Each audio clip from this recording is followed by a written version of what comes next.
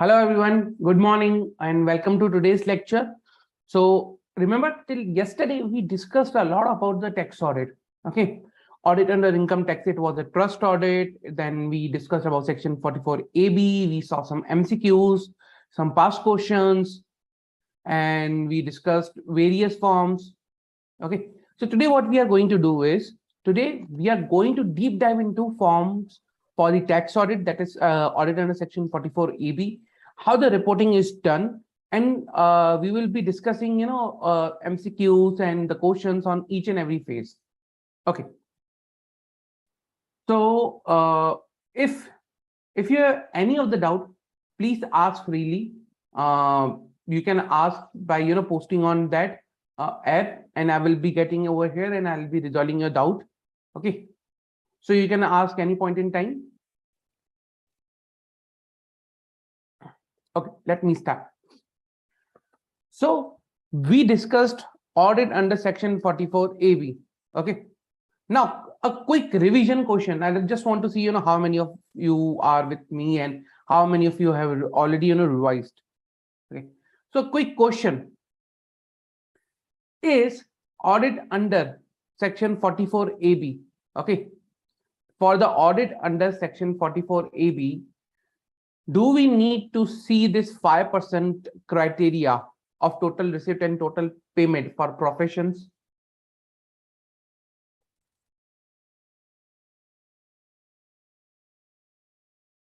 So my question is pretty simple. If a profession is there,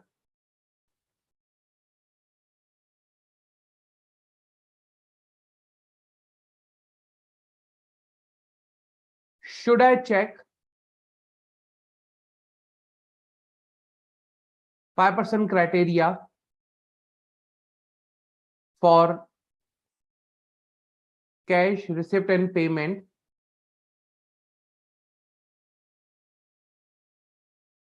to decide the turnover for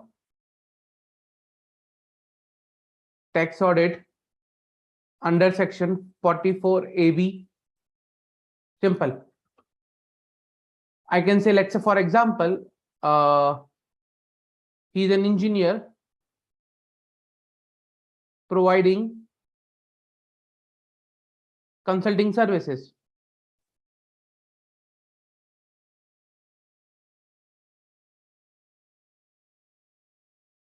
Correct, Shrishti?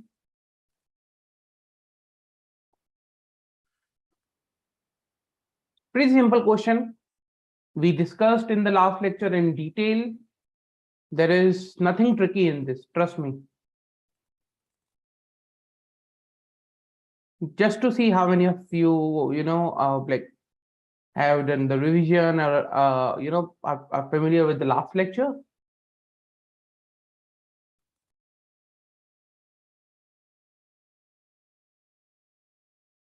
Come on, guys, pretty easy.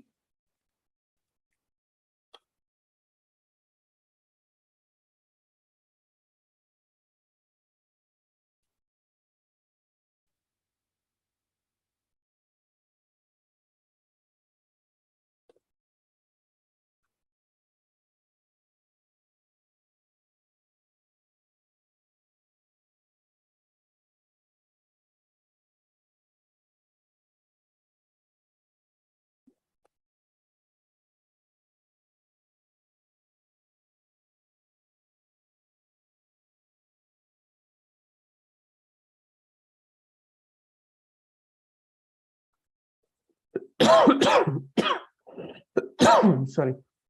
Pretty easy, guys. There is nothing difficult in this, trust me. What we discussed in the last lecture is plain, same and simple, that one only.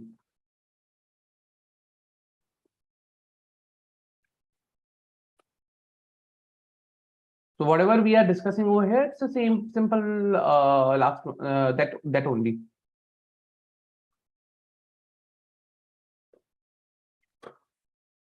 Okay, so correct, Shaksham.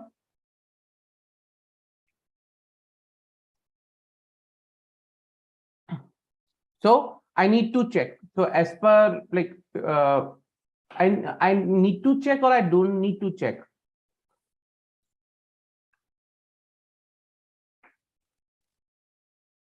So my question is simple, that if a professional, that is engineer providing consulting service, for him, should I need to check 5% criteria for cash receipt, cash payment to decide the turnover for tax audit 44 AB?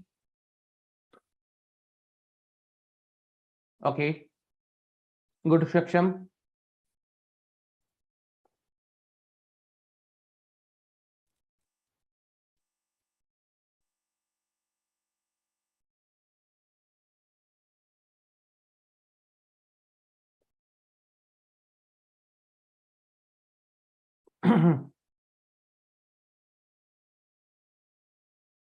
Absolutely correct, Rakesh.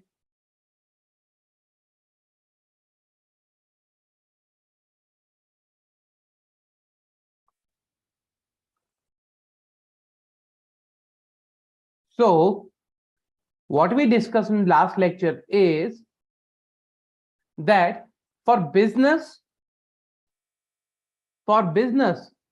we need to check the exception. For business, we need to check the exception. But for the profession, there is nothing like an exception, 5%. If it's a person profession, then he has to, only one limit, 50 lakh rupees. So the question I'm discussing here, 5% criteria, I am not required to check.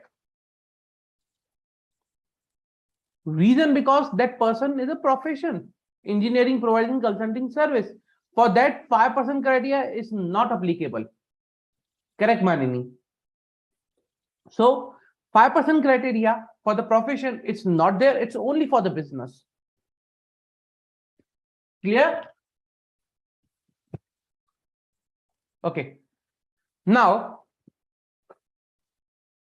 if you see the provision of 44 AB, it says that, we are required to provide report in a specified format.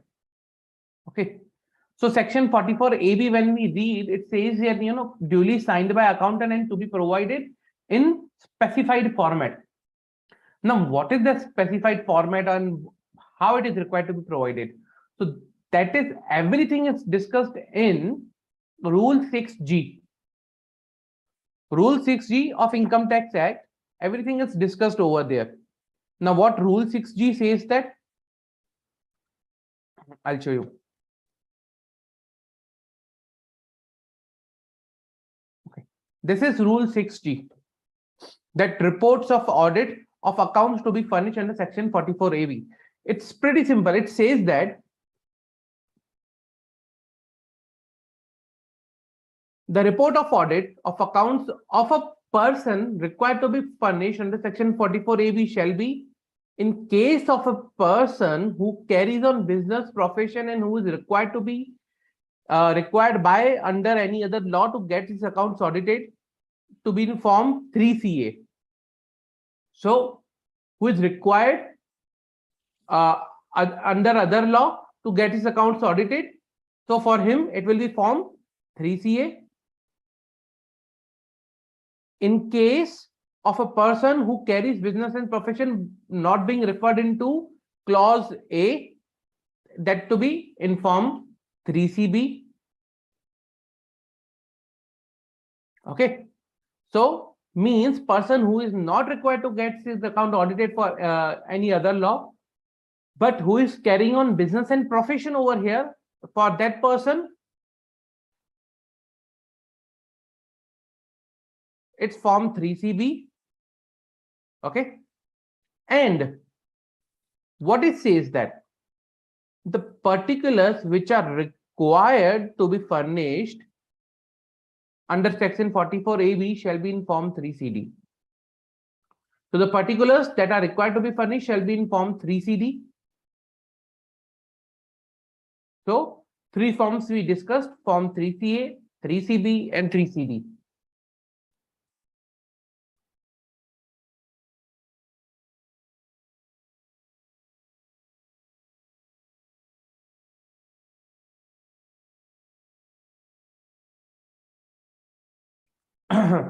Clear? So three forms are there: 3CA, 3CB, and 3CD.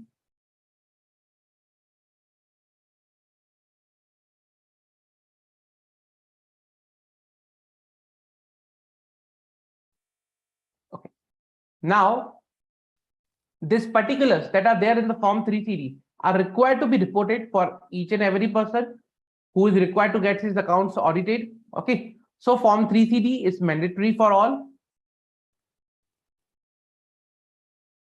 Other law can be any law, which can be Companies Act, trust or cooperative society, any law for time being in force, any law. So for such, if a person is required to get his account audited under that law, then he's not required to get his account like re-audited. Duplication should not be there, but the particulars he is required to submit should be in Form 3C and 3CD. Clear?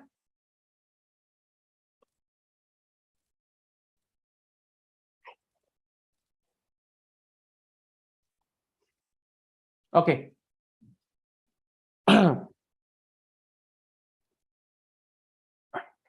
Just give me a minute.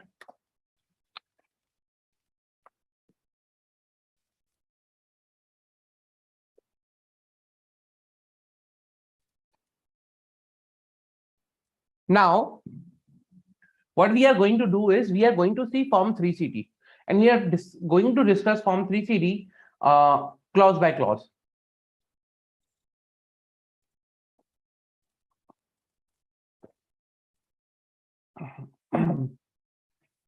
Okay.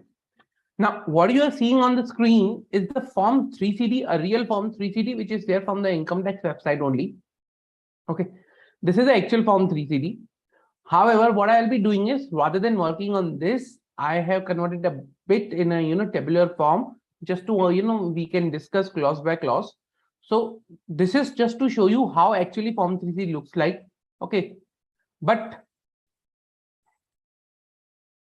this is the same one, but I have just converted it to clause by clause in the tabular format so that we can discuss in detail.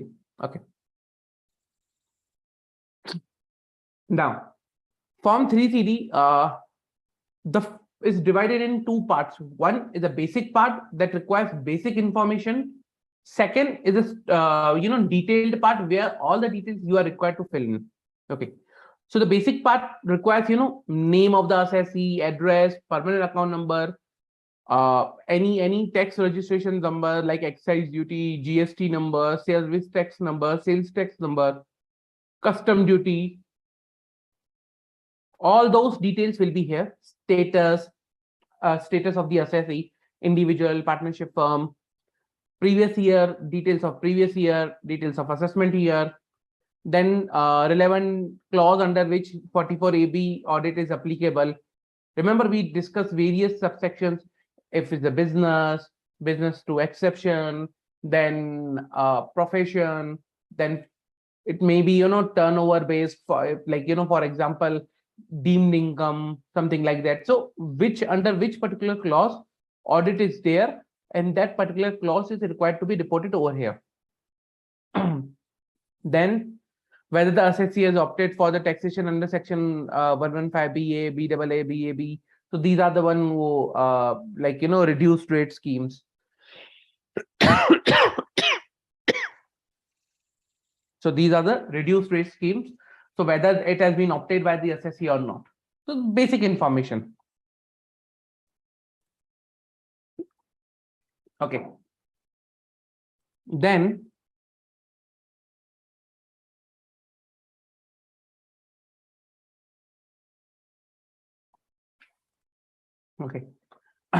then the next thing is the main part, the detailed part that we it is there, we need to fill in. First, clause 9.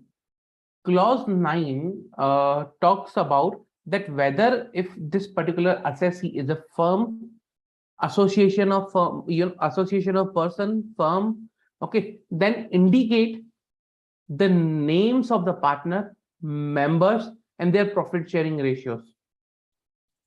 So you need to provide the structural detail for the firm. Okay.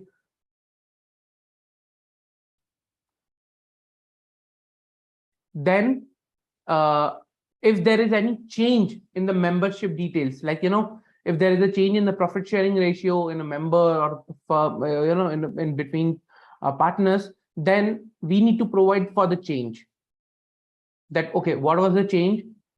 Whether there has been new admission of the partner or member, or there is only change in profit sharing ratio. So such change is required to be provided over here.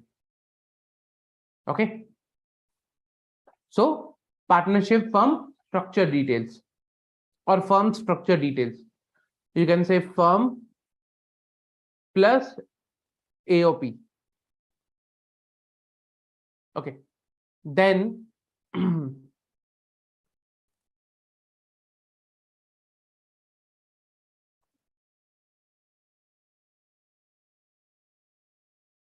then we are required to provide the details of nature of business, what kind of business we are doing. Okay, there are predefined codes in the Income Tax Act, okay, which are which we need to appropriately fill in over here with respect to, okay, these are the codes basis of which our business nature and business is decided. So nature of business and profession that you are required to provide. And if there is any change in the nature of business and profession, then such change is also required to be provided. Okay. Now, the main important point I just want to highlight over here is for these two things is people will ask, okay, from where we can get these details. Okay. Now, if we want to provide these details over here, from where we can obtain these details. See, these details, I'll tell you simultaneously from where you can obtain these details.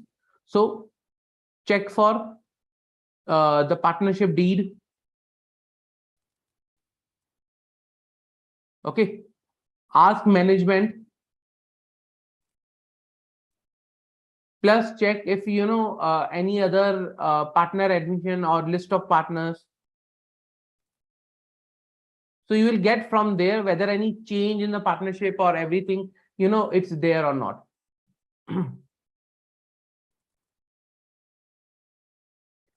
Now, for individuals, will this clause be empty? Answer is yes. For individuals, this is not required to be reported because they are not a firm.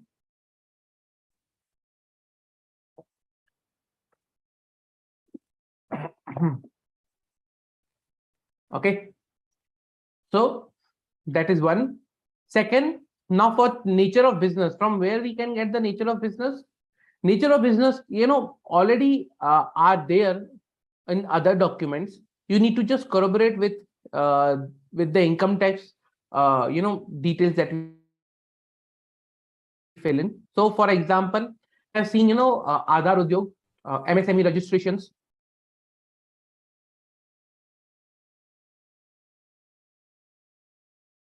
Over there, we already provide these details. Okay. Then you can also check this from GST registrations, which type of goods we are selling in or what is the service and details. So GST registration also can provide you nature of business. You can corroborate from there. And the change same way. If there's a change in these documents, you can obviously, you will come to know. Plus, if in case of company, okay, type of sale or sources of revenue, will provide you this detail. Same, and if there is any change, you can identify the change from the same way.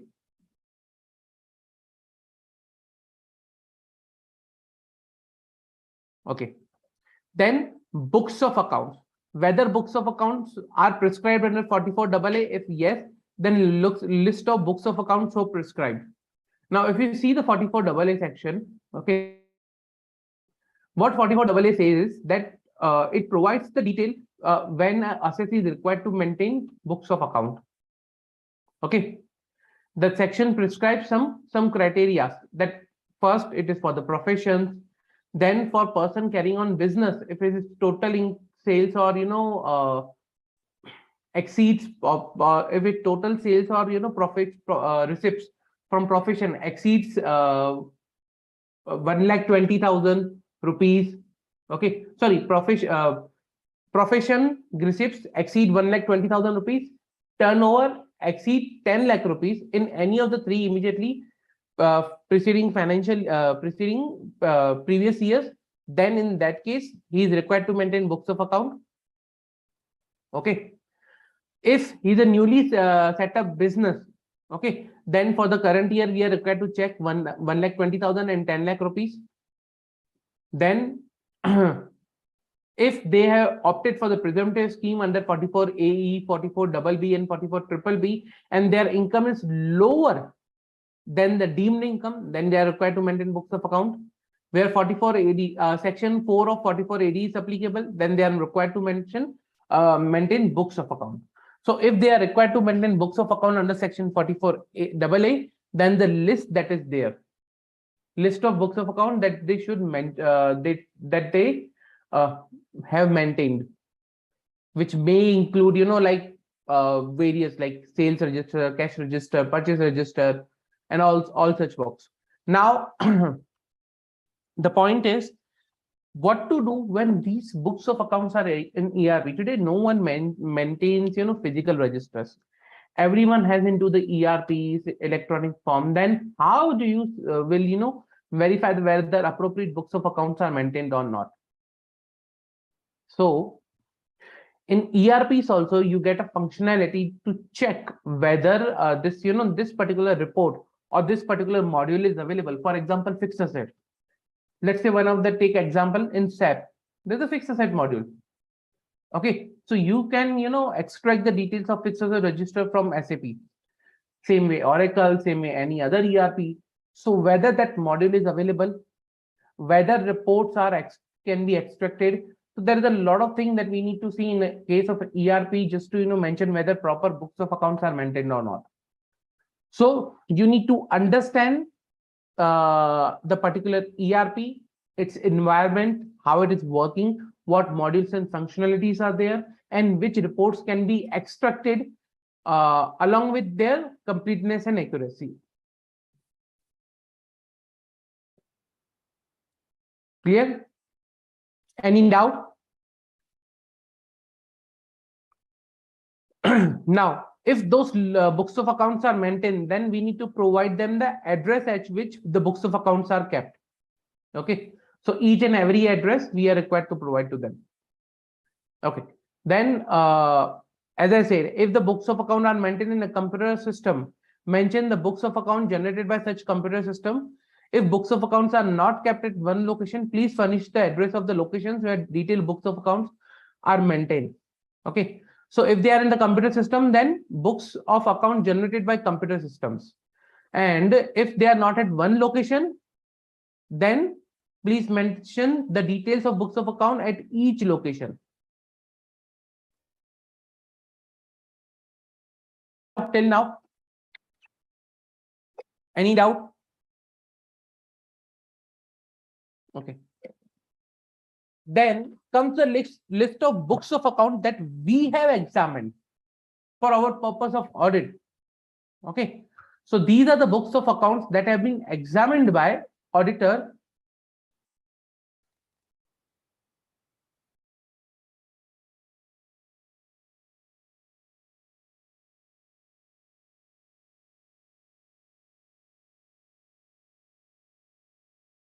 Okay, for audit. So these are the books of account that we have examined. So earlier we gave the detail of, okay, books of account that are required to be maintained, but now we are need to provide to give the details that what books of account out of these we have examined.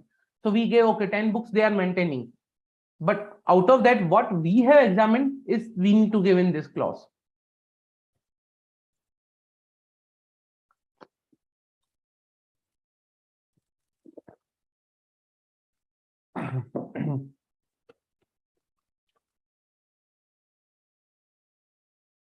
Okay, so very good question. Now the question is, in case of a computerized environment, where we can say that books of accounts are being maintained. The location in case of a computerized environment is not very simple to answer. Okay, because most of the time all the information is stored in the servers. You can provide the address of the server where the server is situated. If it is a cloud server, you need to mention it's a cloud server. but again, it should be accessible at the each and every location. So, we can say in that case, it's, yeah, the books of accounts are maintained by the headquarters or the registered office.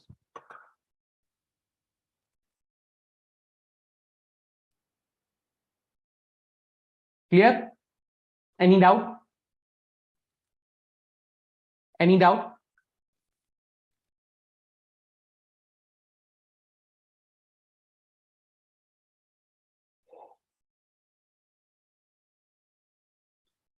Okay. If no further doubts, let's move forward.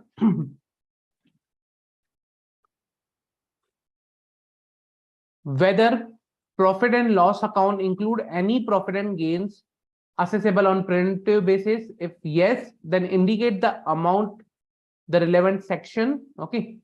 So we need to provide if any of the profit and loss is there for, from the presumptive scheme. If yes, then the details of that particular profit and loss, or of that, that income or profit, or, gains we have taken from that presumptive scheme. Then what was the method of accounting we employed in the previous year? Most probably, most of the people, provide mercantile. If unless they are basing or working on a cash basis, but most of the people mercantile method of accounting that they adopt. Whether there has been any change in the method of accounting employed in compared to the method of accounting employed in the preceding previous year, most probably it's no, because you do not change the method of accounting frequently from the mercantile to cash basis or something like that. But if there is any change, then you need to provide further details for the same. Clear? So now the question comes is that method of accounting. Okay. Now this method of accounting, basically from where it is coming, and how I'm saying it's mercantile or basically, or cash basis. So there is section 145 of the Income Tax Act. Okay, 145. If you go to that particular section, section 145, what it says, it prescribes the method of accounting for business and profession. So it says that income chargeable under the head of business and profession, or income from other source, that shall be computed either with the cash or mercantile system of accounting regularly employed by the same. So section 145 gives me two, either mercantile or either cash. Okay, and most of the cases a mercantile basis of accounting is followed, so usually it is mercantile. So from section 145,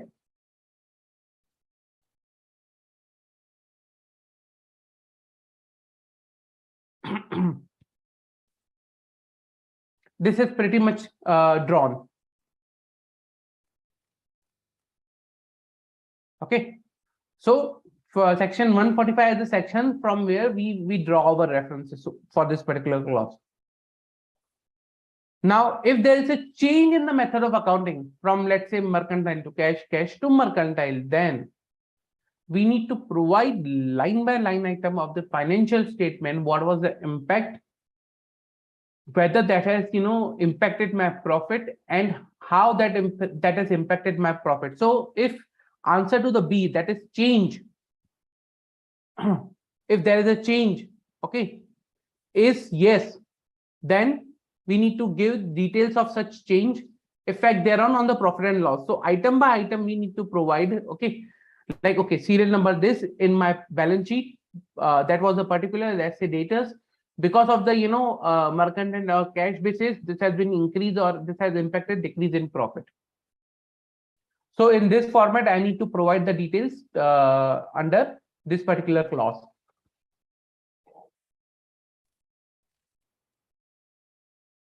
Okay, any doubt?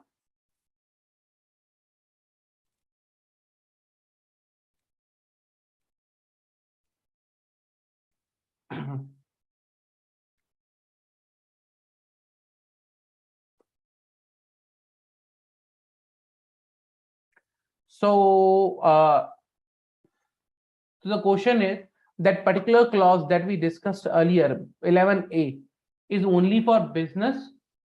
No, it's for both business and profession both. If you see section 44 or AA, it's applicable to both business and profession. So it's not only business, but it's business and profession both.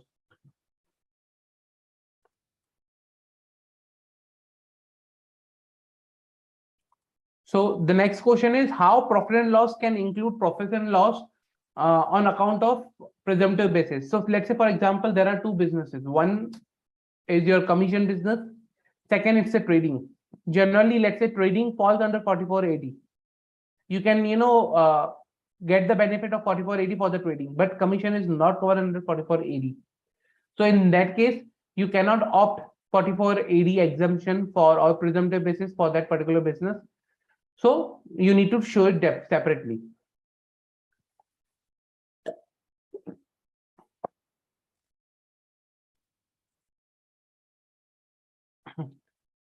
One of the question is what would be the profit if it was Berkeley now the difference due to bringing to cash now for this previous year. So you want to understand what could be the impact on the profit. It can be very much. So for example, on cash basis, I record my income when it is I receive it.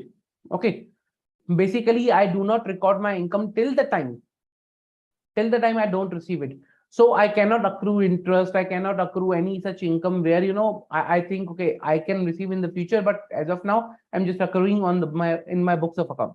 So cash basis will, that will go away. Same with the expenses. Till the time I don't pay, I will not recognize those expenses. It may happen that I have taken some provisions, but in cash basis, that all will go away. So that will have an impact on my profit.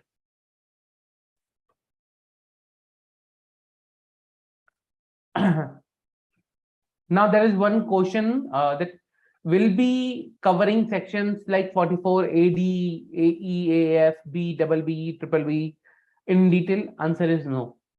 We will be discussing Form 3CD and I will be providing a glimpse of the sections, but not in detail. These sections in detail will be covered in the lectures of direct taxes.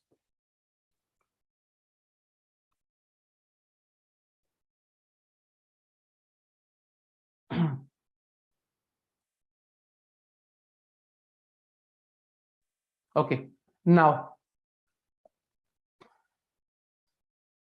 then another clause ICDS 13.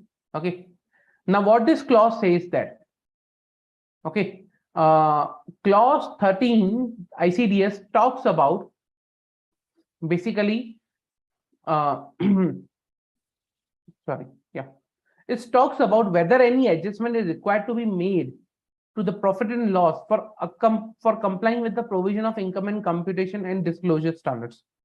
So my first question to you guys, that whether I am required to maintain my books of account basis of ICDS, or let's take one MCQ on the basis of ICDS. Okay, let's take one question.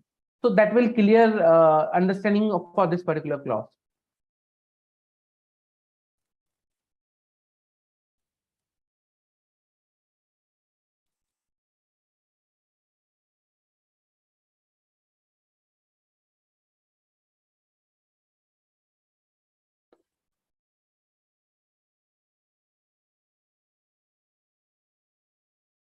Okay.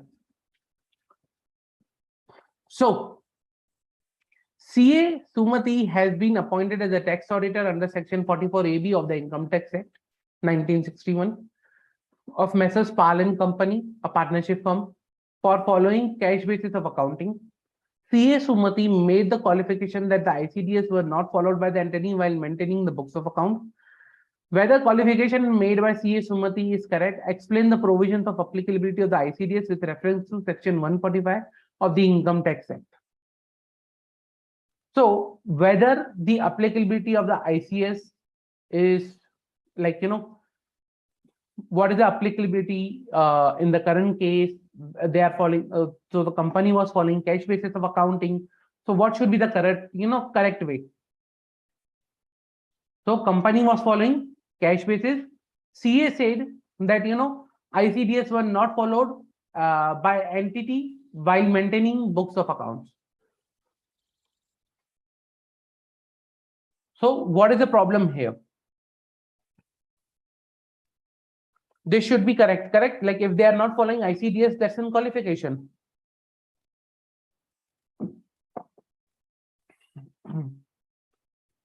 If they are not following ICDS, then this should be a qualification.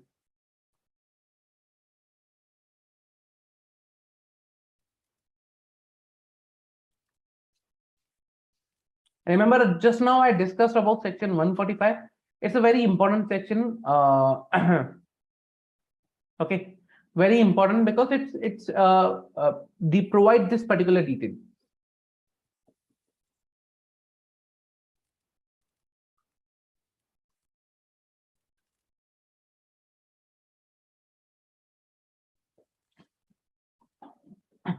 Okay, what is the full form of ICDS? Before I jump into the answer, I just want to understand what is the full form of ICDS.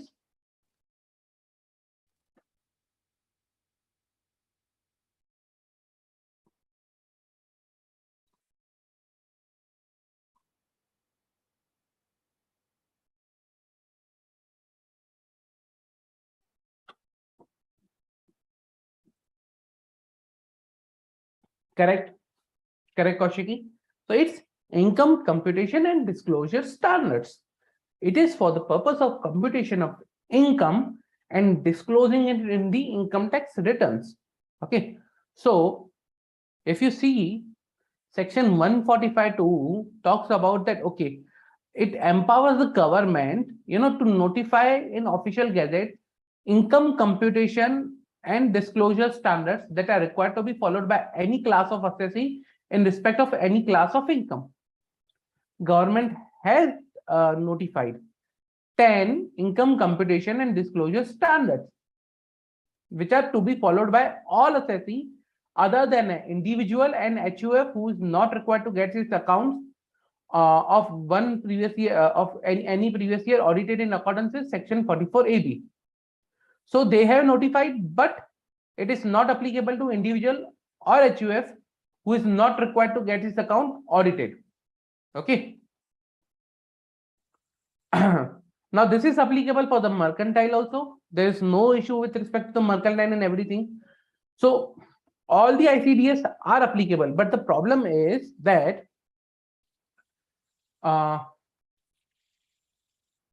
ICDS is applicable for mercantile basis of accounting or mercantile basis of system of accounting.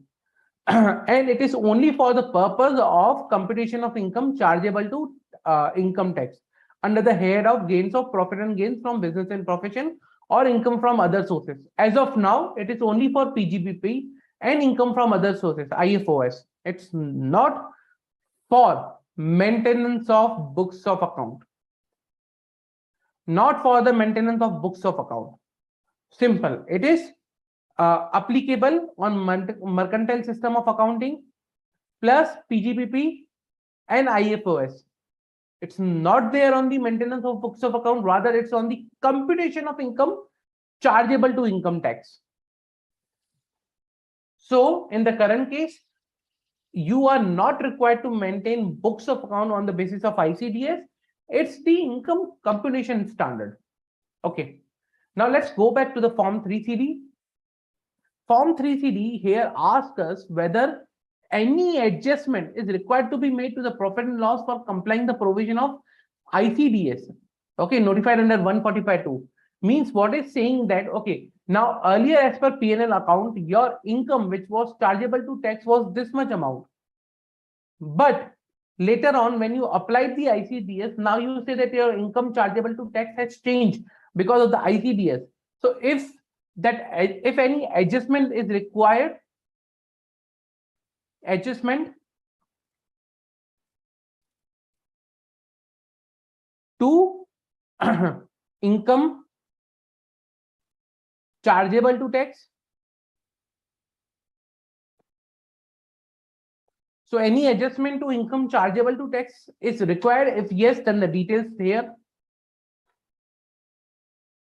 Second, you need to provide such details ICDS wise, like increase in profit, decrease in profit, net effect for each and every ICDS. Clear? So this is I'm required to provide the details. Now the third one is with respect to the disclosure as per ICDS.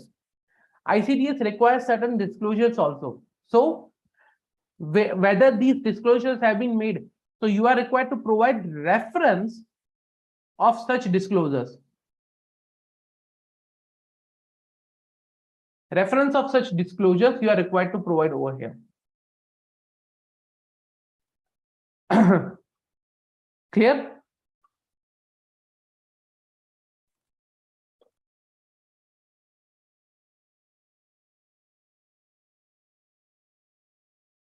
Any doubts?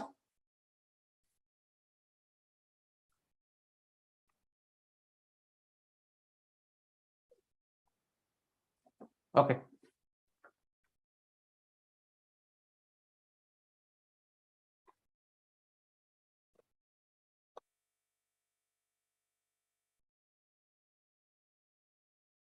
So just to show you examples of till now whatever we have discussed is, let's say for example, I'll show you one example over here. Books of account. Okay, like list of books of account generally which we mentioned. This is just an example. See, we at times we provide this detail. Okay, these are the list of books of account that has been examined by us, which may include sales register, purchase register, cash book, bank book, journal, ledger, confirmations, correspondence, voucher, invoices, receipts, bank details, and other documents. So we mentioned like this. Okay, these are the books of account that we have looked into. Then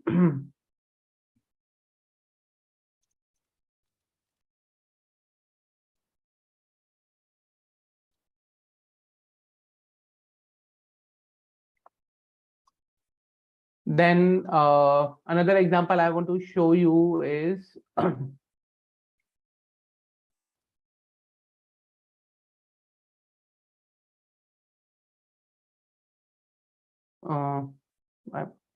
not able to identify, but yeah, I had an example of the ICDS, but I'll show you in a while that the example of the ICDS also. Okay, so that was the ICDS related clause 13. Now I will be going to the clause 14. Okay, for the closing stock. Now, what does clause 14 requires us to report? Clause 14 requires us to report method of valuation of closing stock employed by the assessee in previous year. Very important reason, because we need to understand what is the method followed for the valuation of closing stock. Method / accounting policy. Then we need to understand, okay, like inquire with management how they are valuing their closing stock. You already you perform these activities during your normal audit also, but if it is audit under 44 AB and there is no any other audit applicable, you need to perform the same procedure. So inquire with management, okay, to get that understanding. If multiple business,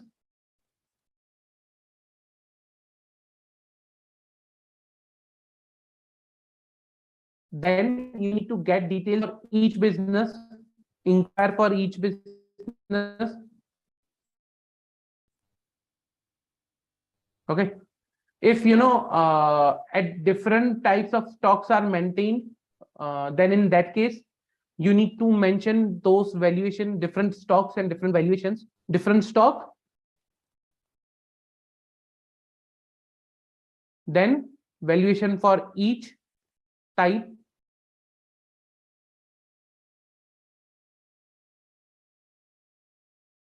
Okay, then you need to take management representation that stocks are valued appropriately as per their best of information and knowledge and everything. So that is you are required to do. for closing stock. Clear?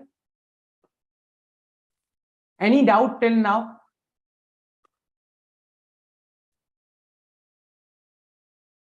No. So in earlier question, qualification was not correct.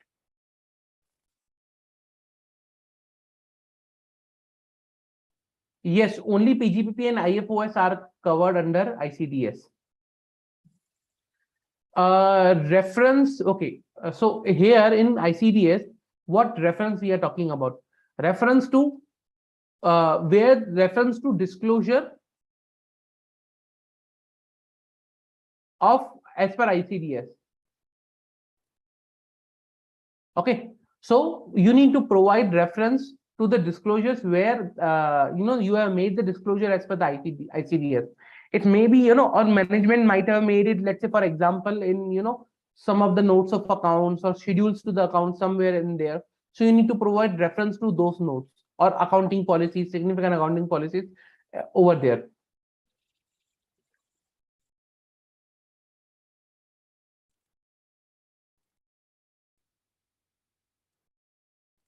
Disclosures, yes, are applicable. You need to refer to each and every ICDS. Each and every ICDS has provided, okay, which disclosures you are required to maintain, are required to provide, and whether that has been provided or not.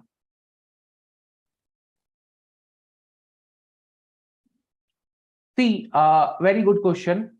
Now, most of you might be familiar with the Tally accounting system. Okay, that is an software ERP. Tally is an ERP. It's not a book of account or register, something that we maintain.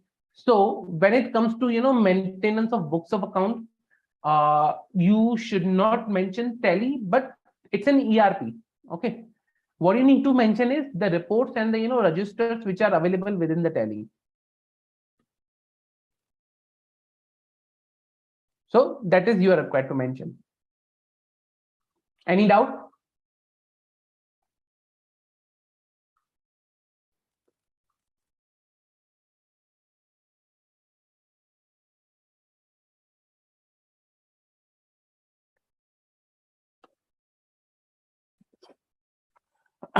Any doubt?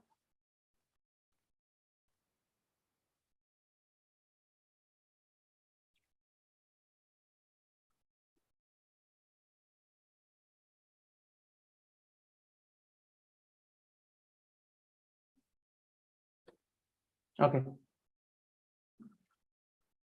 If no further doubts, I'll move forward. Okay, so there is one doubt, but Tally has all the registered. Then yes, if Tally has all the registered, then you need to mention the name of all those registered. Okay. So you need to mention all the names of that particular book of or registers which are available in the Tally. Okay.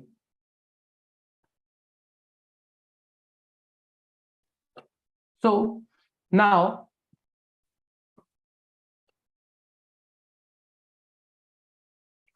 if you want any further detail on any of the clause, what I'll do is I'll drop a reference to one of the report. So there is a taxation audit quality review board. Okay. Now that taxation audit quality review board of ICAI provides or studies the tax audit reports, and they issue a report, okay, clause by clause, identifying that, okay, which are the issues in each and every clause and how the details are required to be reported. That is also very good and very enlightening report that they publish. Very, very detailed work that they carry out, and you will literally understand what are the observations. Okay, so I'll suggest you you go and you see that report once. It will give you a very good clarity and quality. Okay, so just to show an example, one of the issue for ICDS disclosures. Okay, so one of the issue with respect to the ICDS disclosure let me bring it to my screen.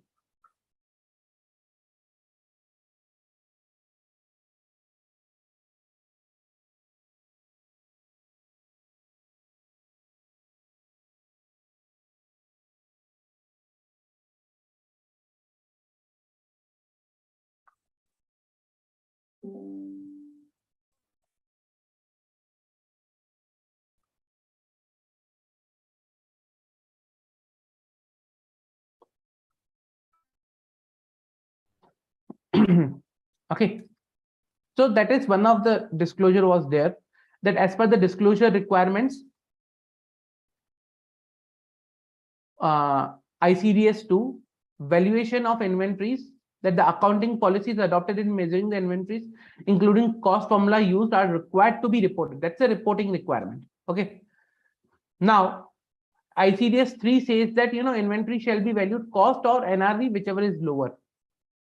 And para 5 of the revised AS2 also says the same, lower of cost and realizable value. Okay. In few cases, it was noted that accounting policies reported one as per language prescribed in para 5 of the revised AS2 or in AS2, whichever is applicable, and not as per para 3 of ICDS 2. Okay. So it was not as per ICDS 3, but it was as per INDAS 2 or para 5, INDAS 2 or AS2. The reporting under clause 13F is required to be done as per the ICDS, which is just it is done for the AS. So for example, now if you are providing the details of the policy over here, disclosure as per the ICDS, you should refer to the wordings and the details that is given into the ICDS, that's the valuation of inventory, rather than copy pasting same thing from the INDAS or AS.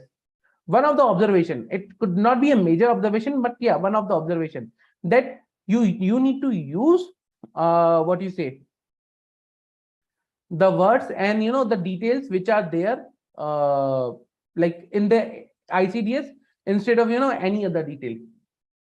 So one example for that, but yes, it's there.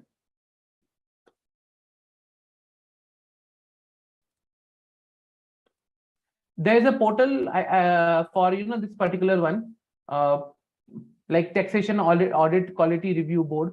There's a link on the ICI. Okay, you can get it from there also. Okay, so we discussed about the method of valuation of accounting. Okay. Now, for the method of valuation of accounting that is done, we discussed what is the issue. Now we need to provide, in case of any deviation in method of valuation of inventory, sorry, not accounting, inventory, my mistake. In method of valuation of inventory, if there is any deviation compared to the last year or under method prescribed under 145A, okay, then the effects of that particular deviation on profit and loss account and that particular detail we are required to provide here. Like, okay, what is the serial number? Then the particulars of that particular item, then whether it is increasing the profit, decreasing the profit, whatever scenario it may be. So we need to provide such details over here. So we need to understand 145A, we need to understand the ICDS, and we need to understand the difference compared to the last year. Then we need to inquire with the management, okay, why the difference is there. We need to refer to the books of account. Okay, this was the earlier value, because of the change in the valuation, now this is the new value, whatever it may be. Okay, and then we need to obtain also management representation for the same, and we need to report it over here.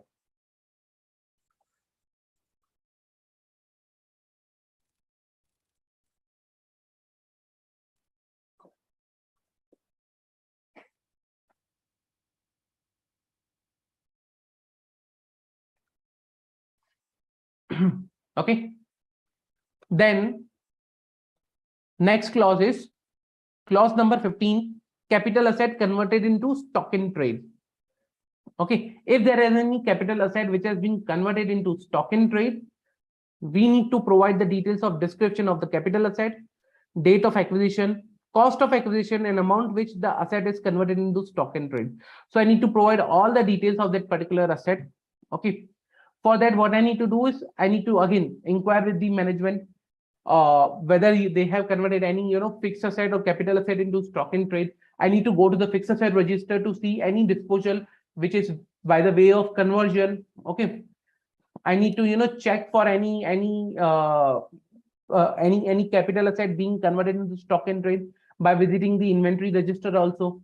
So by visiting all these registers, inquiring with the management, I can identify whether there is any capital asset which is converted into stock and trade or not. Then details of amount not credited to profit and loss account. Very important clause, very important. Amounts not credited to profit and loss account. So it says that amounts which are not credited to profit and loss account being item falling within the scope of section 28. Okay, tell me what is section 28? What is section 28?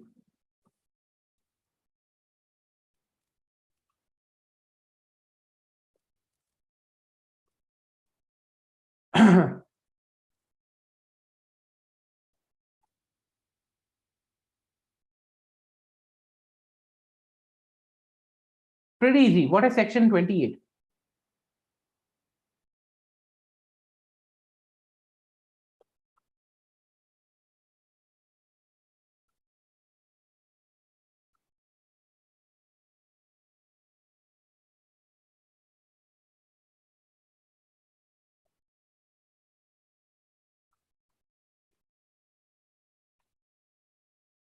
Correct. Charging section of PGBP. Correct, Rahul. Correct, Som, Shailendra, Manini. So it's a charging section of PGBP. So what it says that if any item which falls under the category of PGBP and has not been credited to profit and loss account, you need to provide the details of same. So any item falls under the scope of PGBP but not credited to P&L. And what could be that item? That item, let's say for example, you have received a subsidy which usually which can if not satisfying certain conditions, then may fall under section 28. Let's say you have received any benefit. If these amount, let's say for example, directly credited to reserves, or let's say for example, any other income, which falls under the purview of section 28 but has been adjusted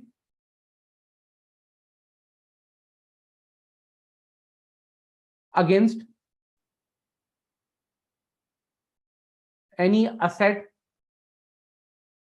okay, adjusted against any asset or something like that, any liability or any liability,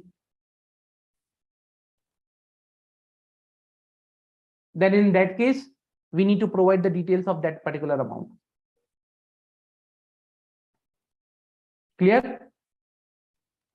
Now for that, what you need to do is you need to understand, okay, the incomes which are not credited to profit and loss account may be directly parked into asset, liabilities or equities. So you need to perform the detailed thorough review of those accounts. Okay, you need to inquire with the management, okay, verify the books of accounts.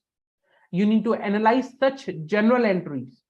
Okay, now those journal entries can be analyzed, where the one amount is, of any income or any such nature account is used, or another account is, any balance sheet or P&L, any balance sheet or, reserve account, equity account. So you can do by, analysis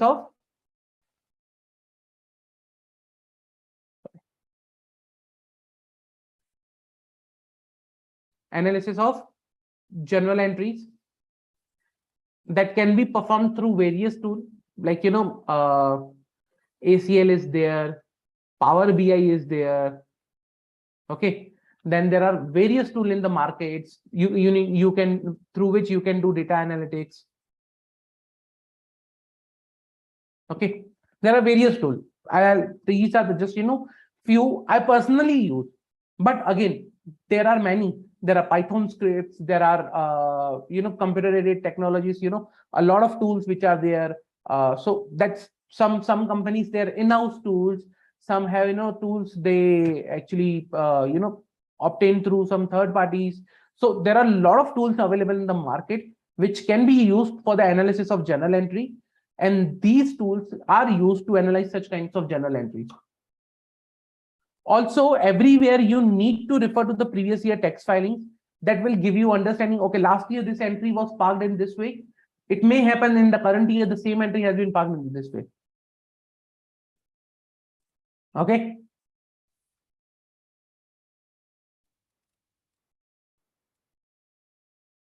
Very good question. So whether this include any item which is off the books or any item which is not in the P&L but in the books. See, this includes item which is not in P&L.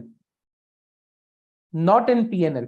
Now, falling within the scope of section 28 doesn't mean that, okay, for example, there is an income there's an income from my business, but I never disclose in my books of account. You are identifying. So you will report it over here because that's not being credited to the profit and loss account. When I say not credited, it might be credited to some other account, might not be credited to some other account. But the point is, it is not credited to the profit and loss account. It can be a case of, I haven't reported the transaction in my books of account. Can be. But the major point that I need to see is, it's not there in my P&L, that should have been there.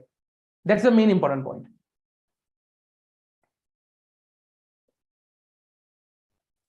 Okay. Then next one is the pro forma credits, refunds of duties, drawbacks, okay, of refund of duties of custom, excise, service tax, refund of value added tax or GST basically, okay, or sales tax, okay, where such credits, drawbacks, duties, refunds are admitted due by the authorities concerned. Means what? That if you have received any refund during the year, okay, other than the income tax, because this is for the indirect taxes, pro forma credits, duty drawbacks, customs, excise, service tax, sales tax, VAT, and that has been duly, are admitted as a due by the authorities, okay, then such refunds are required to be reported over here. One, you have received, second, admitted due. In both of the cases, that will be recorded over here. So you need to provide details of refund,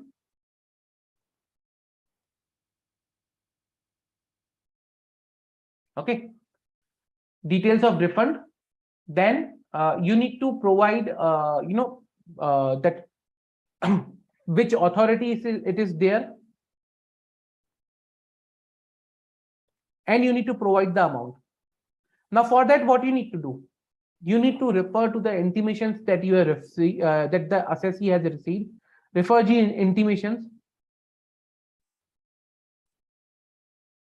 okay, or communications from department,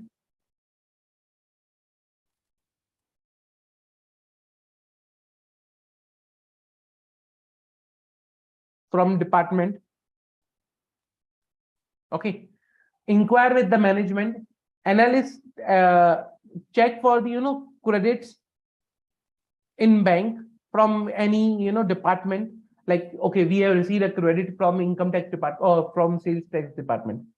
Now they will not only give money like this anyway. So if they have given you money, there might be any refund. They are not the debtors and creditors unless there is a contract, government contract. But again, separate story. Analyze the credit in your bank accounts, okay, obtain management representation, inquire with the management, and understand if you have received any refund or credit from any of the indirect taxation department. And if that is not credited to profit and loss account, then you are required to report it over here. So amount, these are not credited. If they have been credited to the profit and loss account, then there is no need to report. So remember, whatever we are doing is for the amounts not credited to profit and loss account. Then escalation claims accepted during the year.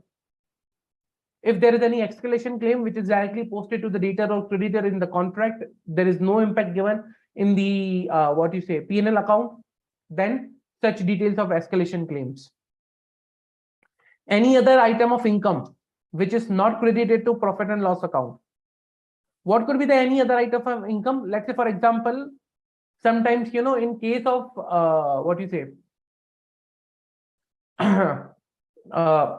IFOS or any such other income which is not taken to profit and loss account, rather directly taken to the reserve or any capital account in case of individual accounting. So if there is any such account income, then that income is required to be disclosed. So you need to analyze, compare, you need to inquire, and you need to obtain management representation. So for each and every item, I'll give you a keyword. Keyword is AAPE. What is that AAPE? First, you need to analyze the books of account. Then you need to compare with the previous year findings or previous year tax filings. Then you need to obtain management representation letter. Okay. And the last one is that you need to inquire with the people who are the correct people in the organization, so that they can provide you the information. So analyze, compare, inquire, management representation is a key for each and every item. Okay.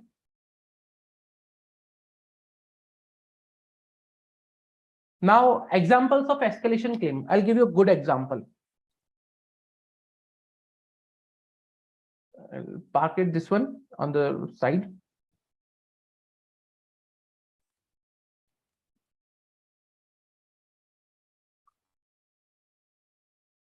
Okay.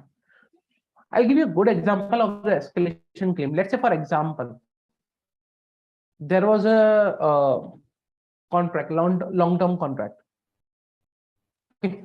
Long-term contract was there with the customer of rupees, let's say 5 CR. Now, in that contract, okay, there was a condition that if the raw material, this contract was for, let's say, 4 years, and we were building a site for customer.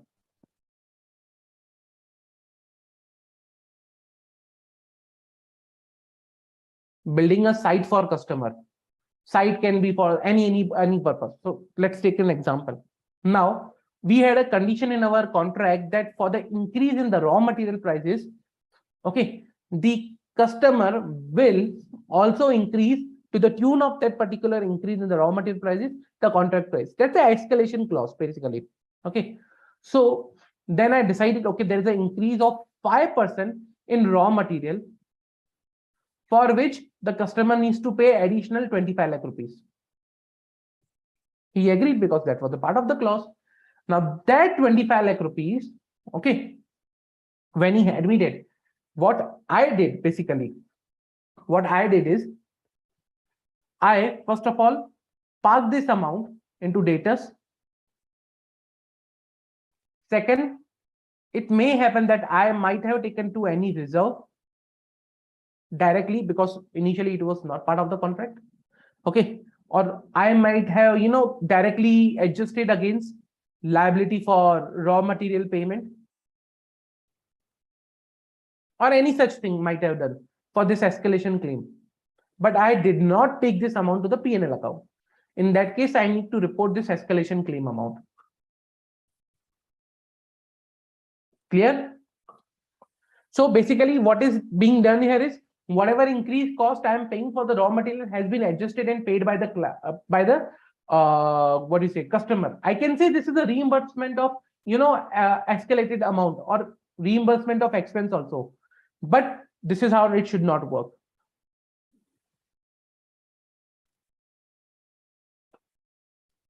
Okay.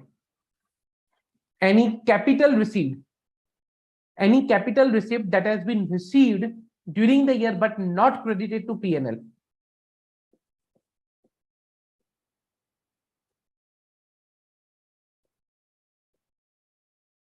Usually capital receipts are not credited to profit and loss account.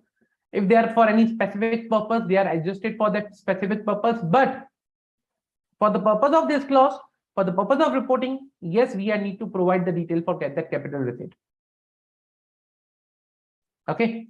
So again, I need to follow AAPE, analyze, compare, inquire, management representation letter.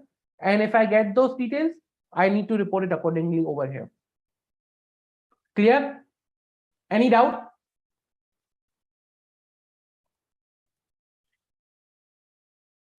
Okay.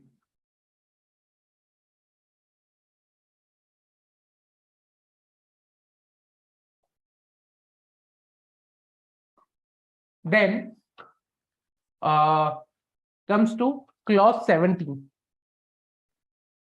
Very, very important clause. Whether any land or building, both is transferred during previous year for a consideration less than the value adopted or assessed or assessable by authority of a state government referred under section 43 CA and 50 C. If yes, then the detail. Now, quick question. What is 43 CA and 50 C? How many of you know this particular section?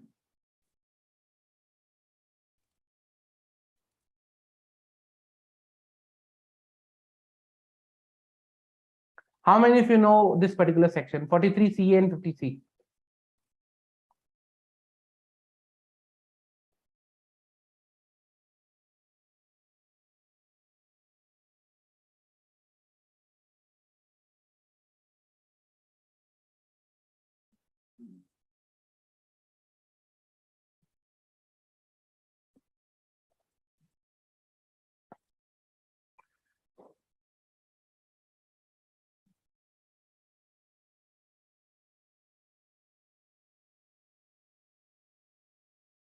What is that particular section, 43 CA and 50 C?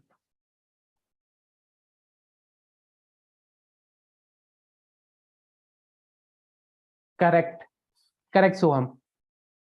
So 43 CA is, special provision for full value of consideration for transfer of asset other than, capital asset, in like when the amount that has been received, it's not, as per the amount that is there as per the stamp duty.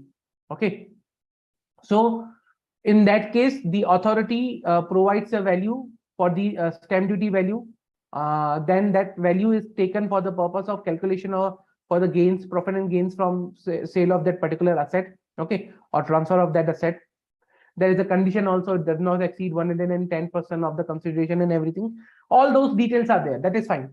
I'm not going into the details of the section, but you know which section I'm referring to. Same way 50C section is there. Okay. 50C talks about again for the consideration that particular portion. So you are basically aware for those sections. Okay. Now, the authority that is referred to 43 CE or 53 is the stamp valuation authority, and the stamp value that is being considered over here. Now, in that case, if any property, land or building, mark my words, land or building is transferred during previous year for a consideration less than the value adopted by that particular authority, then you are required to provide that detail, that what is the details of the property, the consideration value, let's say received 50 lakhs, value adopted, let's say 80 lakhs, whether the provision of second provision of section 143 CA or fourth provision of 56 is applicable. So, so whether any such provision is applicable. If yes, then you are required to mention the details. Now, what are these provisions? These provision talks about you basically, when this particular value here, let's say, for example, in case of 43 CA, when I say provision to subsection 1, it's the 110%. Okay, that the value adopted does not exceed the stamp value adopted is not more than 110% of consideration received. Same way, if you go to 5610, it's talked about the same way. So if that provisions are applicable, then the details of those provisions are required to be mentioned over here. Clear?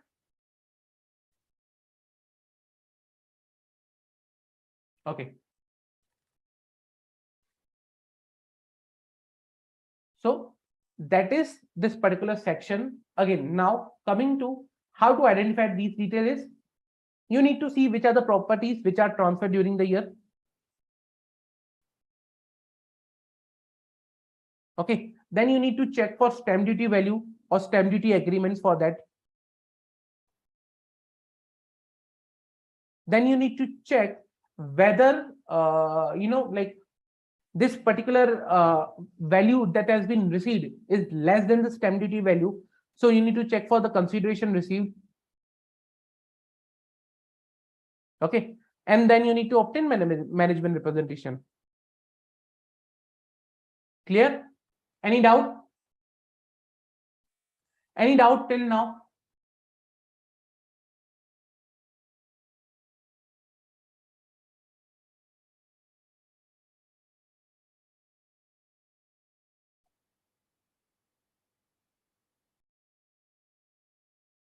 Okay.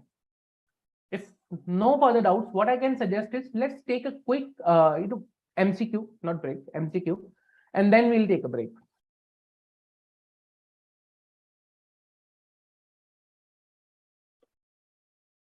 That is done. This one, yeah, that's good question. We'll see this one also now. Okay, this is a good question. Aryan Private Limited is engaged in the business of providing corporate professional training programs. It has an annual turnover of 74 crores. The company is subject to the tax audit, for which the work has been started by the tax auditor. For the financial year ending 31st March 2021, the company applied for GST registration for 5 new locations, for which the registration certificate have not been received yet by the company. However, the registration number is available on the portal or the relevant authority, which can be verified by checking the details of the company. In that case, what should be the audit procedure to verify the registration number? Now, what you will do in such case, when you don't have a registration certificate in your hand, but you have a number available on the portal, what you will do?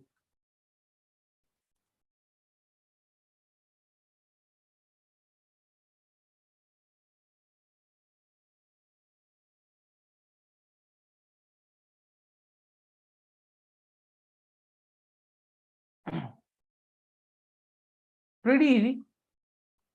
Simple. What you need to do over here is correct. Soham, good.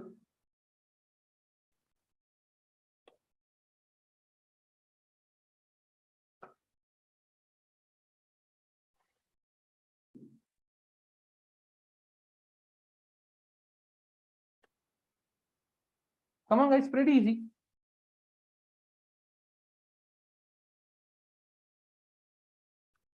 Very important. What you will do over here?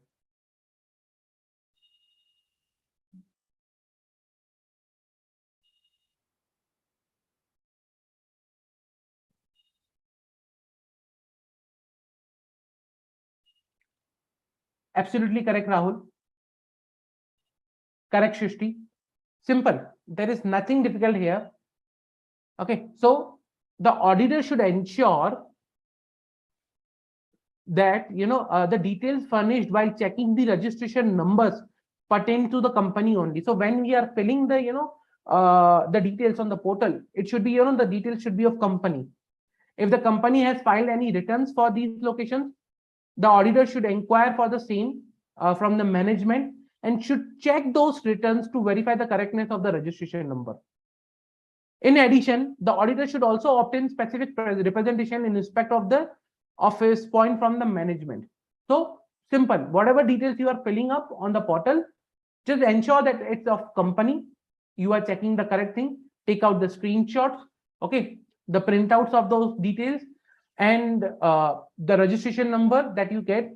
Even while filing the registration application, obtain those details. Okay, this was the application file, this was the ARN number, and SRN number that was generated, and based on which you can get the details also, and accordingly we can identify this is the registration number of the company only. Pretty simple, nothing difficult.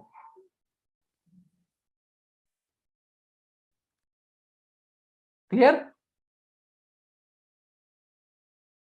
Okay, let me take one more for you, just a minute.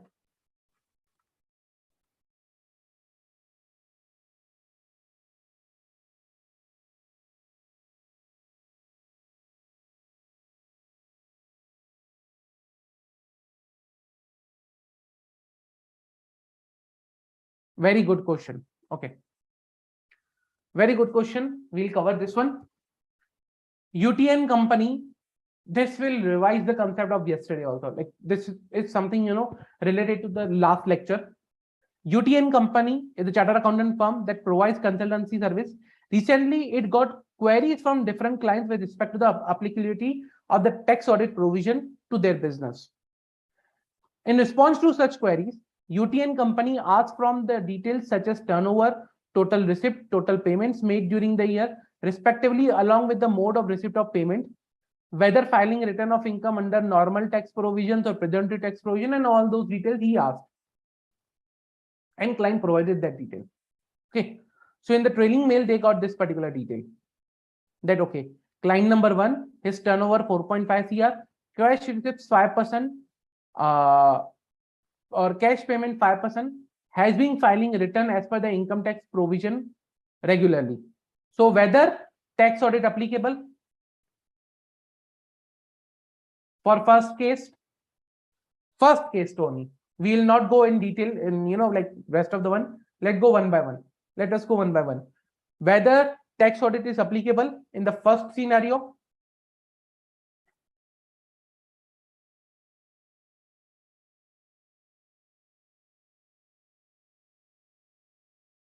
Whether the first scenario tax audit is applicable.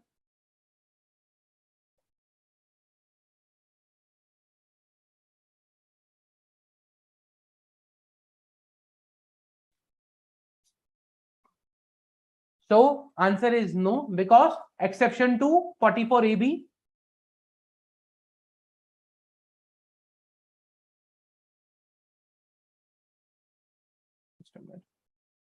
Yeah. Answer is no. Reason because exception to 44AB 1, that is basically our turnover, that if it is less than 5%, then it will be rupees 10 CR, the turnover for the tax audit. In the current case, it's only 5 CR, tax audit not applicable.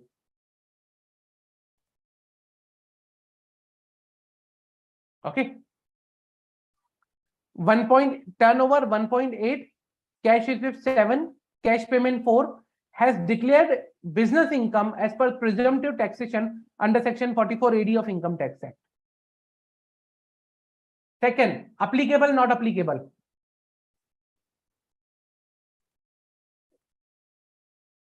Okay, Shrishti.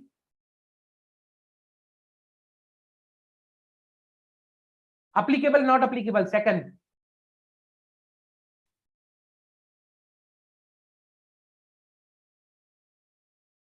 Correct, Soham.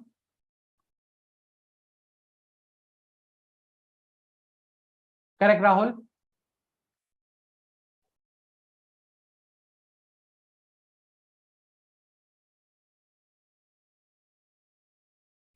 No, Shrishti, but the payment cash receipts. Okay, for the one, the cash receipt or cash payments are within the limit of 5%.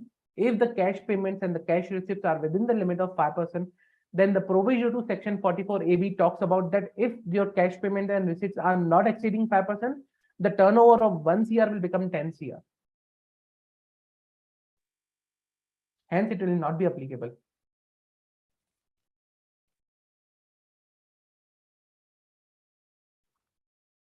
Okay, Manini, Karthik. For second one, okay, I have received a mixed answers, applicable and not applicable. Okay. For that, let's go back to the provision 44 AB. 44AB has an exception that if total sales or turnover less than 2 CR, profit as per section 44AD plus total sales and total turnover less than 2 CR, then this section will not be applicable. This whole section of audit will not be applicable to that particular person. Remember, this is a very important provision.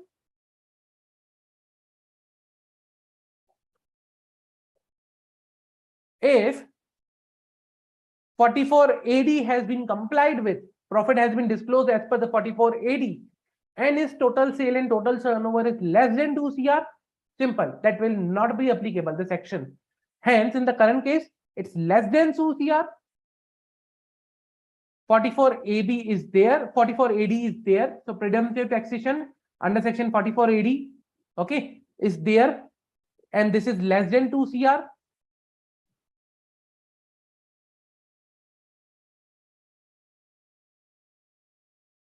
Hence, tax audit not applicable.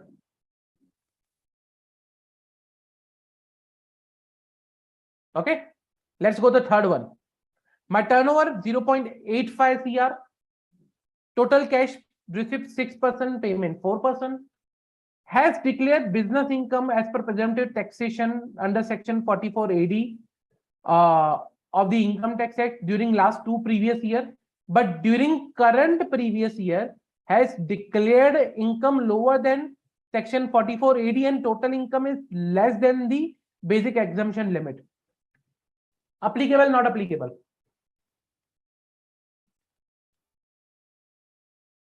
Tax audit applicable, not applicable? Good, Shrishti.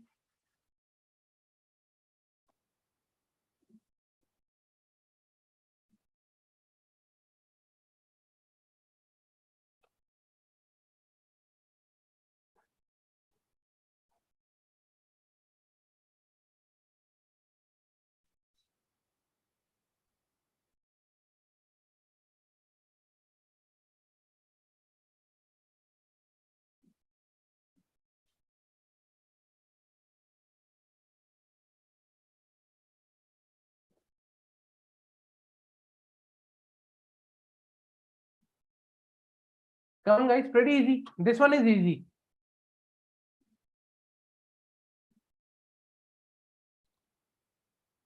Okay, Soham. Okay, Manini.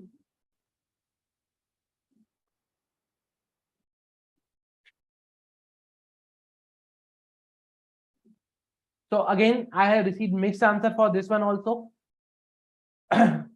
Let's go back to the provision. What provision says?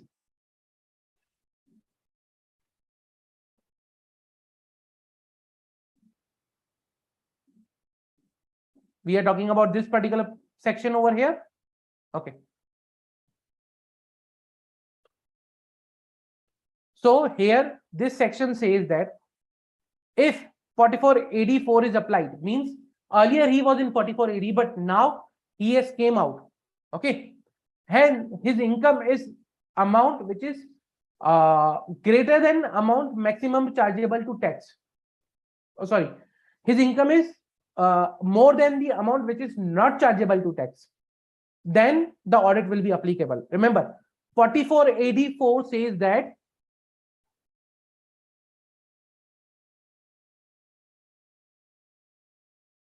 income lower than deemed plus in previous 5 years taken benefit of 44AD.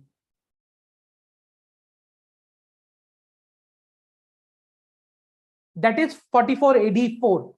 But in the current case, for the case of 44AB, 44AB provides one more condition, that over and above 44AD, there should be income greater than amount which is not chargeable to tax.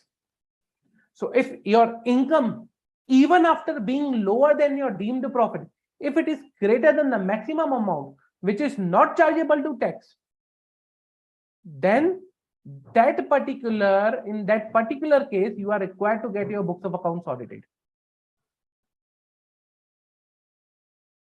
Okay, so in total, there should be 3 conditions. That one, lower income than the deemed one, plus in previous 5 years, I have taken the benefit of 44 AD. So that is 44 section 4484. That condition should be satisfied, plus the condition which is there in 44 AB, that is income should be greater than maximum amount which is not chargeable to tax. And in our current case, my income, see 44 AD is there, 4484 that declares business income, okay, during last 2 previous year, but during current year, during current previous year, income declared lower than 44 AD, means 4484 is satisfied, but my total income is less than the basic exemption limit, not chargeable to tax. So income less than the amount, maximum amount not chargeable to tax. Hence, one of the condition is not getting satisfied, not required to get his books of accounts audited. Clear? Okay. 4th one.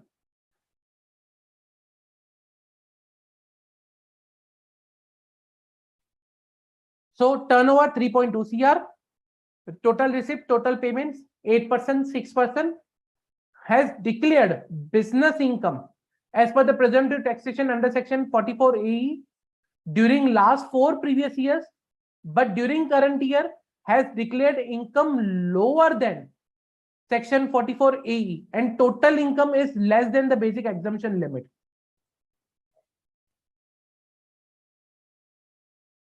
Okay, so again, declared business income as per 44 AE during last 4 previous year, current previous year, income lower than the 44 AE and less than the basic exemption limit. Whether it will be applicable or not applicable.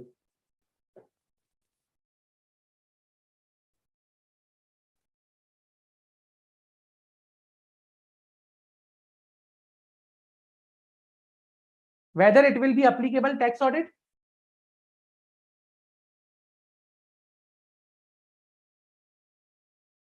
Good Manini, good Rahul. Shrishti, can you specify the reason for your answer? Karthik, you too.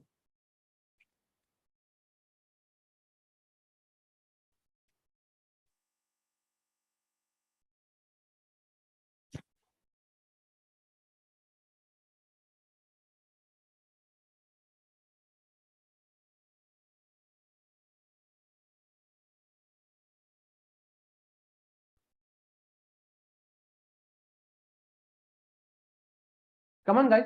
This one is good question. This will enhance the clarity of the applicability provision of 44 AB.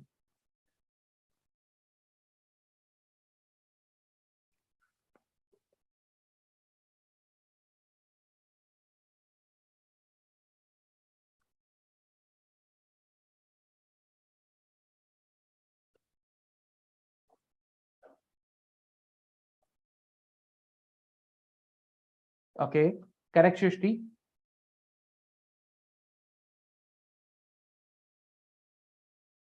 Come on, guys.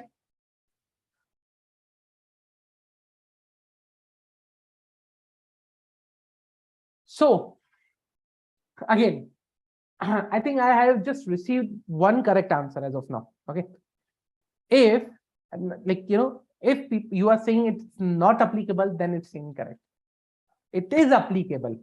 The audit is applicable. Now, the reason why. I'll go to 44 AB. For 44 AE, double B, and triple B. That was a condition I mentioned and specified. This was a condition. Okay. So we are referring to this particular condition. I'll as of now highlight in the view. I'm referring to this particular condition. Sorry.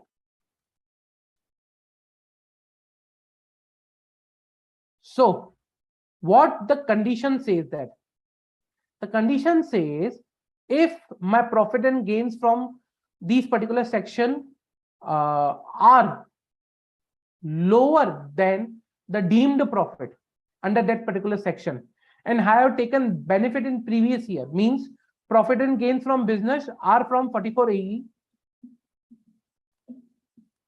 are from 44 AE, double B, triple B. Okay, I have claimed the benefit and my income is less than the deemed profit. Oh, although it is higher than the limit of what you say turnover 1 CR, but not because it is increasing the limit of 1 CR, it is because my deemed profit is less than the prescribed limit of 44 AE, AE, double B and triple B. Okay, so in the current case, not because my turnover is 3.2 CR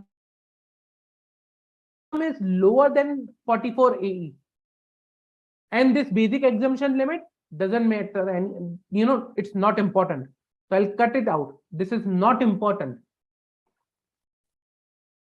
For 44 AE, the only condition is in past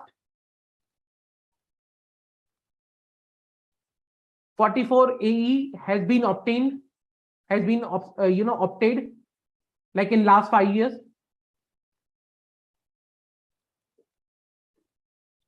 In current year, income greater less than 44 AE.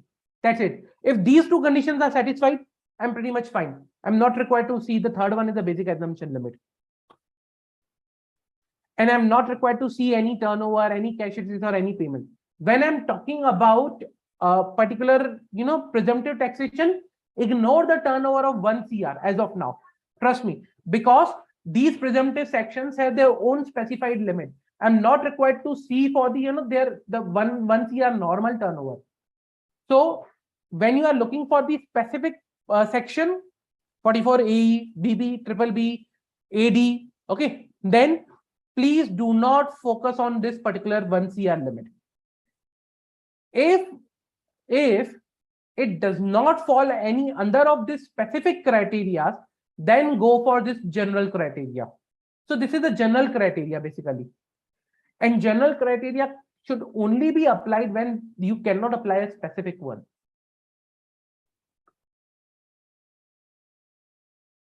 Okay? Clear? Any doubt till now? So last one, yes, applicable.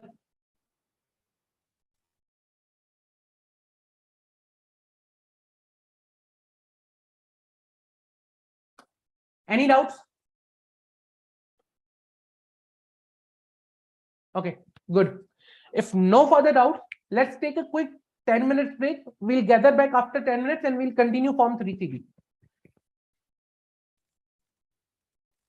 Okay, let's take a 10-minute break.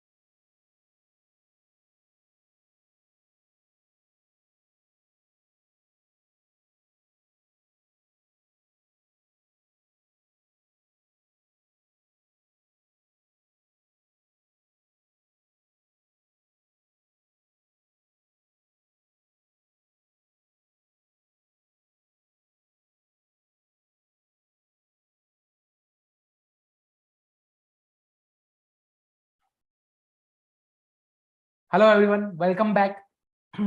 So shall we continue? Okay. We saw a very good example of applicability of our 44 AB, the provision for the income tax audit. Okay, provision for tax audit.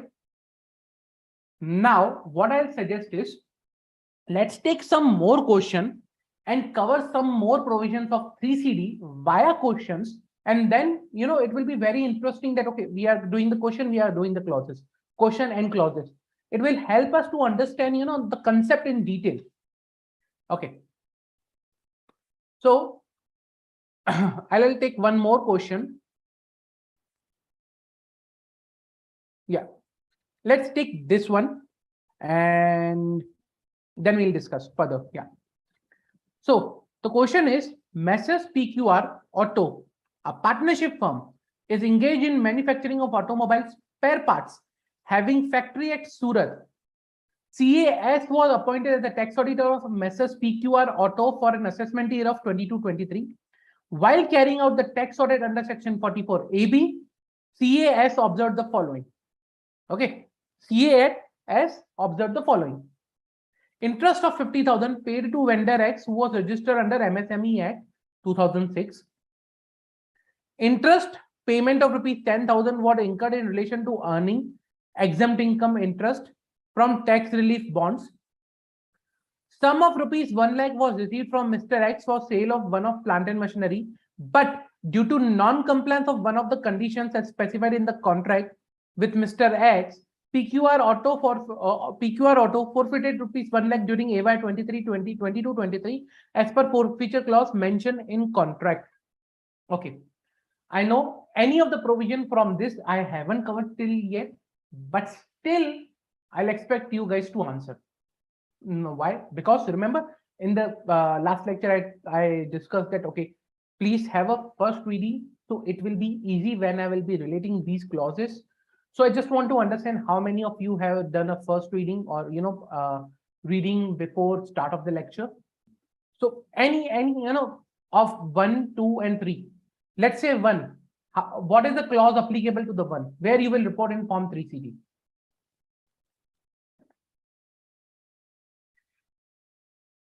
Where you will report in form 3CD? I'm just talking about now 1. Point number 1, this one, interest. Where you report in form 3CD?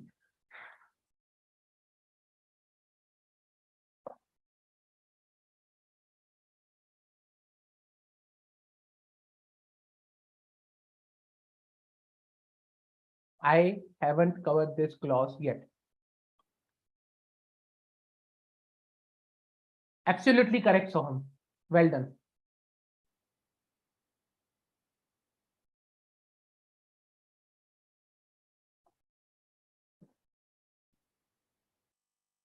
So,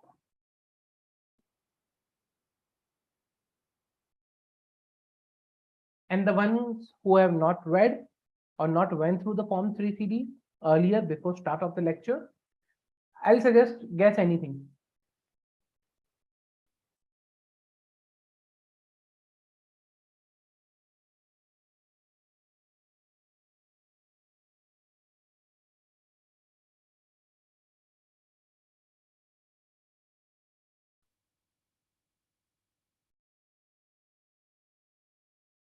So the last clause in form 3CD is 44. Like from 1 to 44, there are 44 different clauses and sub clauses. So don't guess beyond 44. That's not something will be appropriate. Correct, Rahul. Correct, Shrishti. So the correct answer is clause 22. And how? Let's see the clause 22.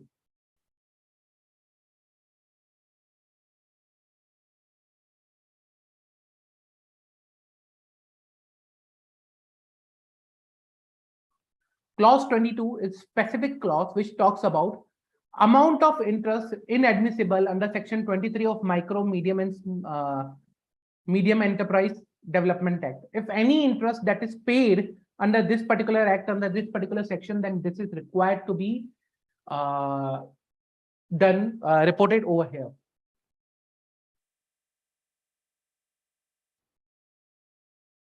So MSME interest here.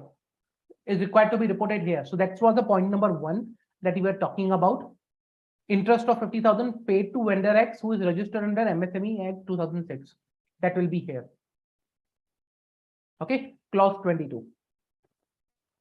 Now, before going to the question again, I'll discuss one more clause.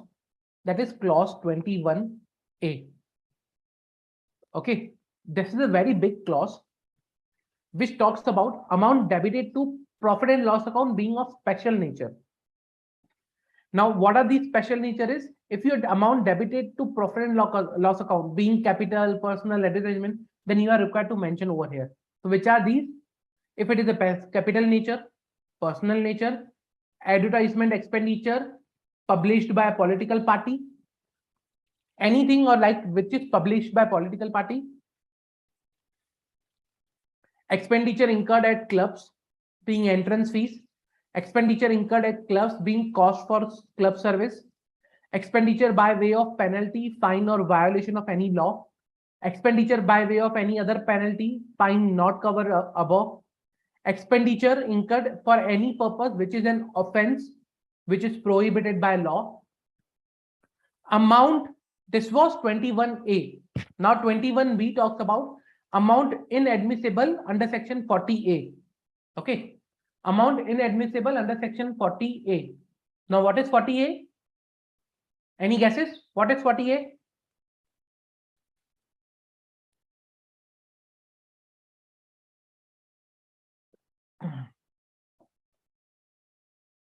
(48) talks about non-payment of TDS for certain expenditures, like you are not deducted TDS. Okay, so which talks about payment to non-resident. Okay, referred under 40A1. If you are paid to non-resident and you are not deducted test, so detail of payment, amount of payment, nature of payment, name and address of the payee, that is required to be given.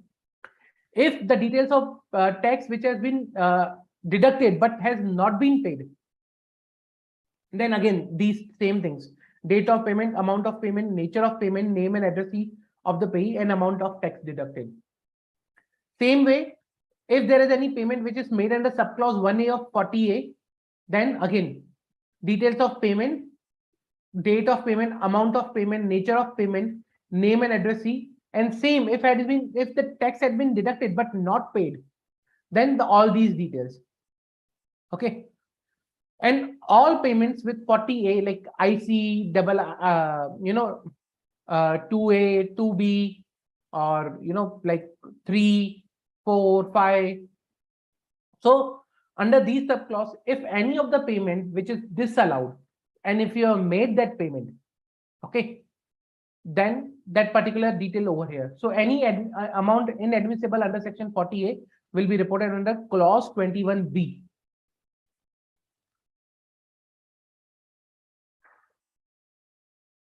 So that all is covered over here. So subclause 1C, 2A, 2B, subclause C, 3, 4, 5, everything is under 21B.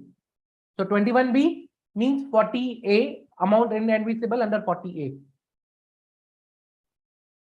Clause 21B, section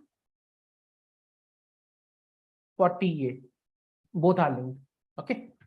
Then 21C. Now what is 21C? 21C talks about amount debited to profit and loss account being interest, salary, bonus, commission, which is inadmissible under section 40B or 40BA. So if there is any such amount which is inadmissible under 40B or 40BA, will be reported over here. Then 21D talks about disallowance under or deemed income under 40A3.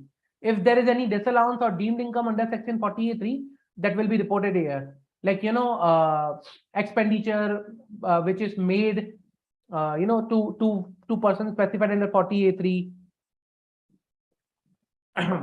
So all those details will be specified over here.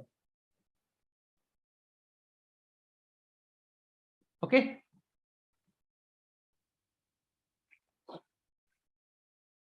Then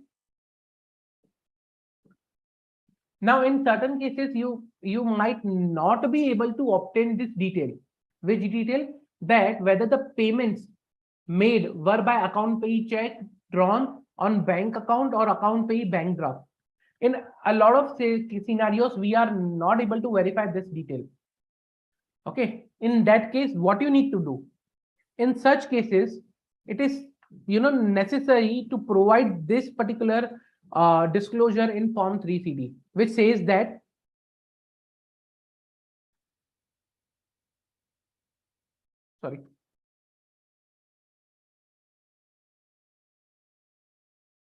it was not possible for us to verify the payment in excess of rupees 10,000. Okay. Payment in excess of rupees 10,000 in aggregate have been made otherwise than by account pay check or bank draft, as necessary evidence was not in our possession or in the possession of the management. So the time when you are not able to verify this particular thing, then this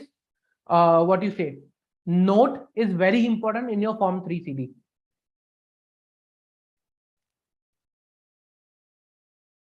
When you are not able to verify this particular detail. Okay. Same way, 43A, 40A, 3A, if any payments are made which are referred under 40A, 3A, if they are made, then the details of them of those payments.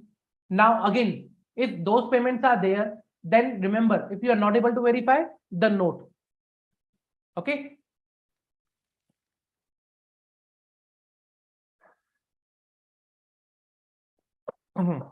Then provision 21E.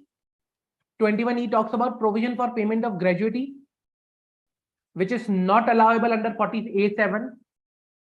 Then 21F talks about any sum paid by assessee and as an employer, not allowable under section 40A9.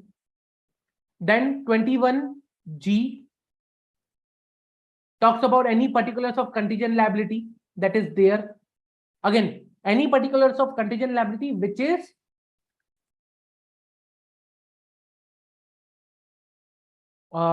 any particulars of contingent liability that is there and that is required, that you have shown in the books of account, or like it's there in the books or not there in the books. So any particulars of any contingent liability or liability of contingent nature, it is required to be disclosed over here. Then 21H, very important, amount of deduction inadmissible in terms of 14A in respect of expenditure incurred in relation to income which does not form part of total income.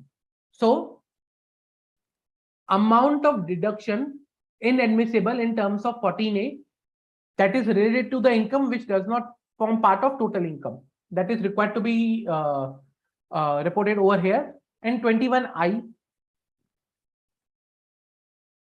that is amount inadmissible under provision 3613. If that is an amount, then you are required to report over here. Now, most of the provisions or most of the clauses of Form 3C are based on the income tax sections. You might have seen till now.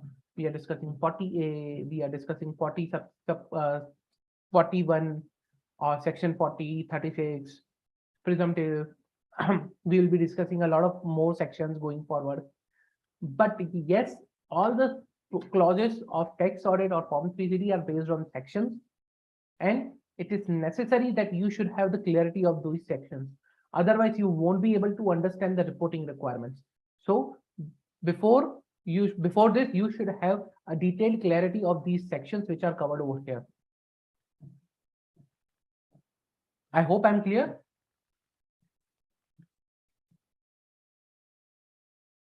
I hope I'm clear. Any doubt till now? Sorry.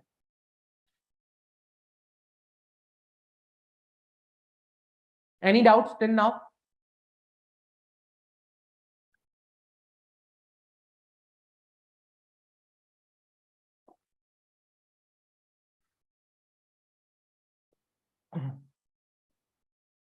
Now the question is, okay, there is one doubt over here, that when I talk about any particulars of any liability or any such amount, Are these amounts should be debited to profit and loss account that I discussed in the start, that if they are debited to profit and loss account special nature?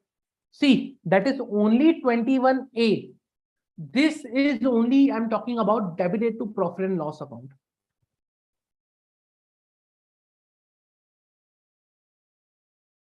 These special natures are not under that clause, that these are the separate clauses. That's why I'm mentioning 21, 21, 21. And not necessarily they should be debited to P&L account. So there is no such requirement of debit of the P&L account to report these particular items. Whether clause number is required to be remembered in exam, answer is yes. Clause numbers are required to be remembered in exam. Okay. Now going back to the question. So there is one interest payment of 10,000 what incurred in relation to earning exempt income from tax relief bonds. Where this will be reported? This was clause 22. Where this will be reported?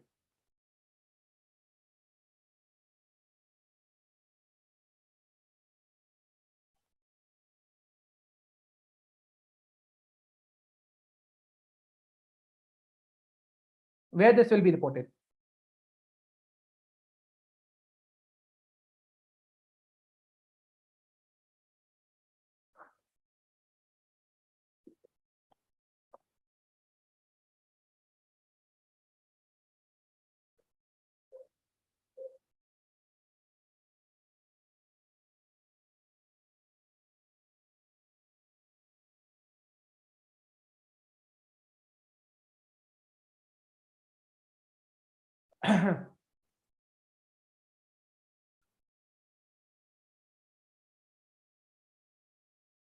Okay. Soham, with respect to your question, that is something, practical problems that has been dealt after filing Form 3CD. Okay. That is something I suggest, this is a topic of discussion of another forum. Reason because, yes, there are some difficulties which are faced after, when we file Form 3CD, we get some notices with respect to some of the interpretation of the clauses. But again, if you refer to the ICI guidance note on tax audit and what we understand from the tax audit clause, if you refer to the plain Form 3CD, yes, we are required to report.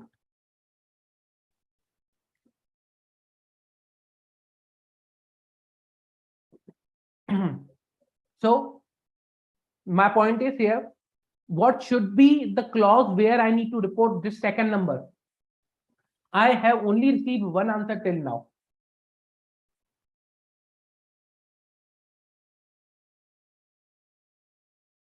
Okay, so the answer is this particular clause 21H, amount of deduction inadmissible in terms of section 40A in respect of expenditure incurred in relation to income which does not form part of total income, 21H. So here this will be reported under clause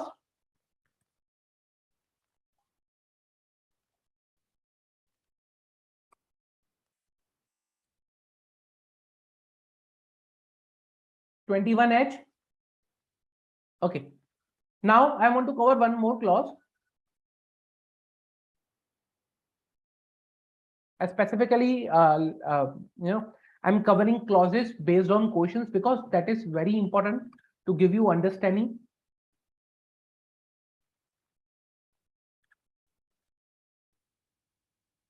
Okay. Whether any amount to be included as income chargeable under the IFOS as referred in clause 9 subsection 2 56. If yes, furnish the details, nature of income and amount thereof. Now what is 9 to 56? Now again, as I told you, Form 3CD runs on the basis of sections of Income Tax Act. If you don't, are not familiar with these sections, then trust me, this is something, you should take up after referring to those sections. But that is very important reason because most of the time, these sections are something that we are required to be correlated. Now, for this particular purpose of this particular clause, I'll tell you. When I talk about clause 9, clause 9 says that this is the particular bare provision I'm mentioning over here.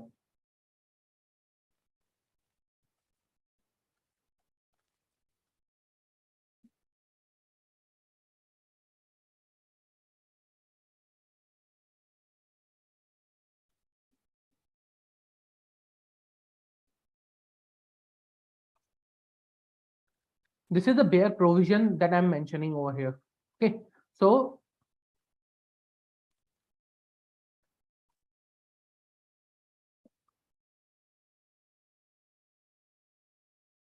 any sum of money received as an advance or otherwise in the course of negotiation for a transfer of capital asset, if such sum is forfeited and the negotiation do not result in a transfer of capital asset, then this amount, okay, then this amount will be chargeable to the income tax under the head IFOS. Okay, so this is particular amount that is should be chargeable to income tax. Now this is section this one, clause 9 of subsection 2 of section 5, 56, not 5, 56. Now, if such forfeiture is there, then we are required to mention the nature of the income and amount thereof. Now, let's go back to our question. I'm talking about 29A and B. 29AA, 29AB. So this is 29A and B. This is, sorry, small b. So I'll write it 29 bracket A bracket B. Okay. So 29AA and 29AB clauses. I'll go back to my question. It says that sum of rupees 10,000 was received from Mr. X for sale of one of plant and machinery, but due to non-compliance of one of the conditions as specified in the contract, PQR forfeited the 1 lakh during AY 2013 or 22-23 as per forfeiture clause mentioned in the contract. So this will be reported under clause 29AA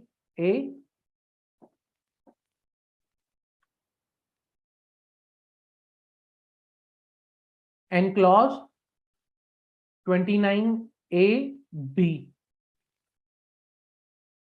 Clear? Understood? Any doubt?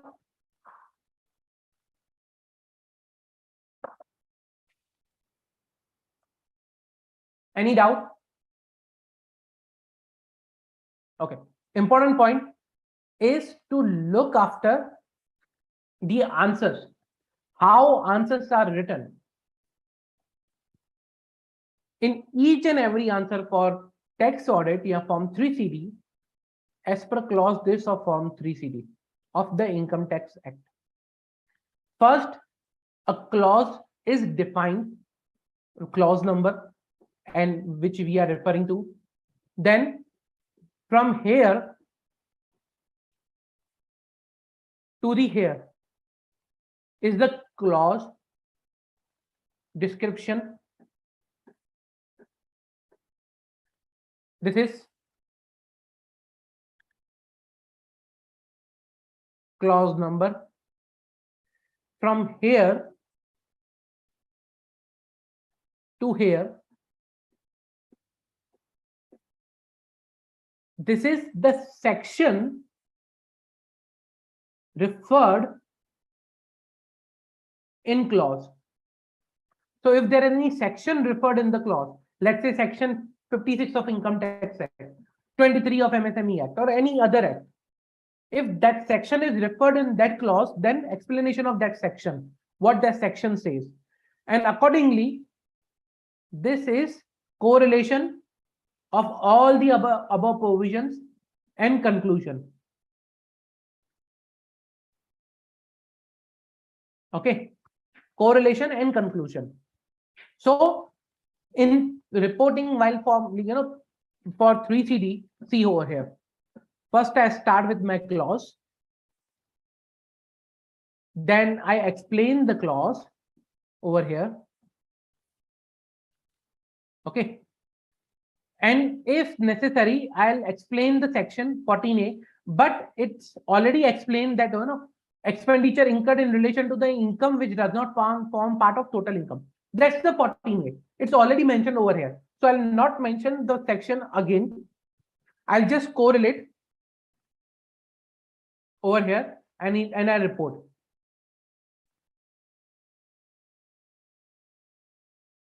And I conclude that. Okay. Same for each one. Like for this one, clause 29A, form 3CD income tax set, which requires us to report this one. Okay. And accordingly, the details. Clear? Any doubt? I hope you understand how you need to write down the answer. See, understanding answer is one thing, writing an answer is another thing.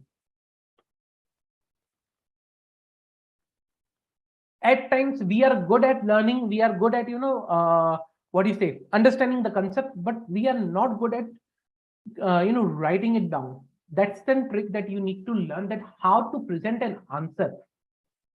Okay, so this is how you need to present an answer. Okay, let me go back to the form 3CD, or let me do one thing. Let me take one more question and then we can move to the form 3CD.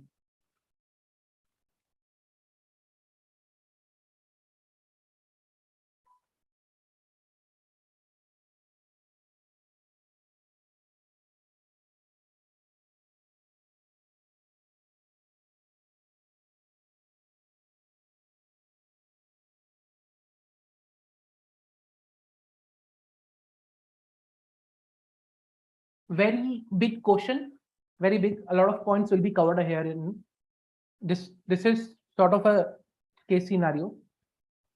For the previous year 2021, Mr. Z, individual resident, was involved in trading of cloth and fabric. This is the following extract of the P&L account of Mr. Z's business. So this is the P&L account of Mr. Z's business. Okay. So here we have a purchase, we have a direct expense, we have a closing stock, gross profit, finance cost, office expense, tax rebates, depreciation, other expense, fuel, advertisement, research, traveling, repair, salary, and net profit. See over here, we have 1 CR, more than 1 CR. Assuming tax audit is applicable. Assume tax audit is applicable. Otherwise, my question will get, and will get over here only. So I need to assume that the tax audit is applicable. Okay. Now, first additional information. During previous year 2021, Mr. Z, an individual, sold his commercial building to Y for 55 lakh. The value assessed by the regional registrar for the purpose of payment of stamp duty in respect of such transfer was 67 lakh. Where I will report. Where I will report this particular detail.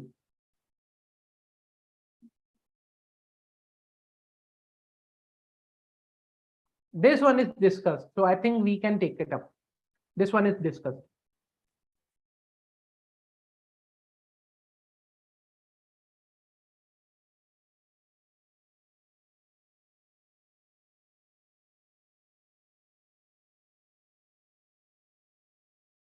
This one is discussed, and I think we can take it up pretty easy. Nothing difficult here.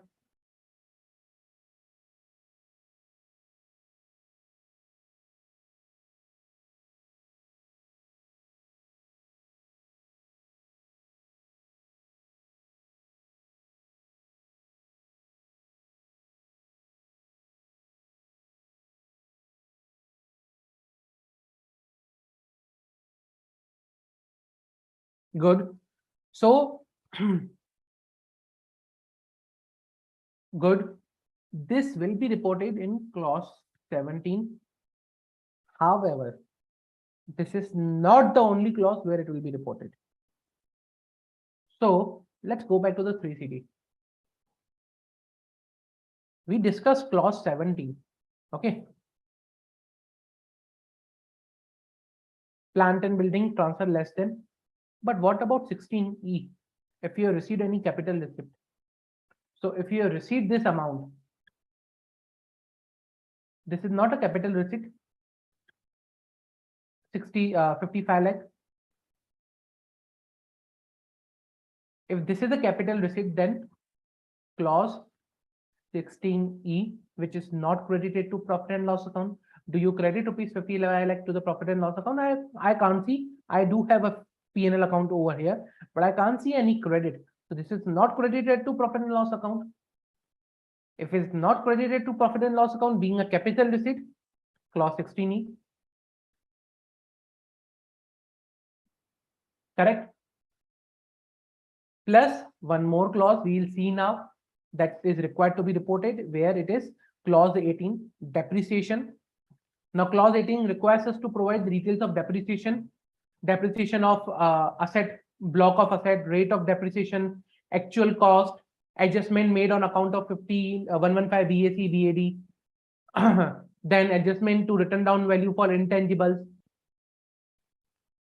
adjusted, then this is WDV, did additions and deductions. Okay, then depreciation allowable, written down value at the end of year. So closing WDV. Now, if I have an addition and deduction, will not this be a deduction from my asset? Commercial building, it's a commercial building. Will not be this of my part of a block. If this is only my part of a block, then I need to report in clause 18 also in depreciation.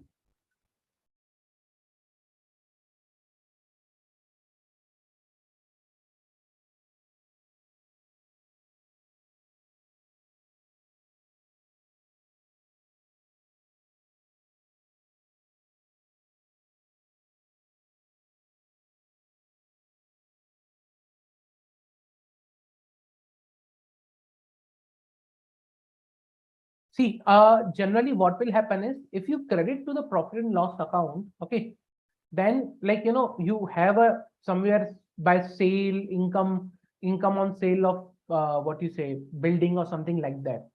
But you don't have any such thing in this particular profit and loss account. You only have sales and closing stock, nothing else in your right hand side. So means it has not been brought to the capital and loss account or profit and loss account. Now another question is, capital receipt not related to business, is it correct to bring to the profit and loss account? Answer is no. Usually there are ways of accounting. I'm not saying it's the only way of accounting to bring to the profit and loss account, but at times, there are ways to the accounting where we bring the net impact to the P&L account. When we, like, it's not everything we route to the profit and loss account. It's the only net balances we may route to the profit and loss account. So it depends upon what type of what you say, activities or anything, like accounting methodology we follow. Okay, it's just a part of the entry. At the end, what will be the amount that is reported is that the profit that is remaining. Okay, so the profit from the sale of this particular thing, what you say, building, should be there as a part of your other income.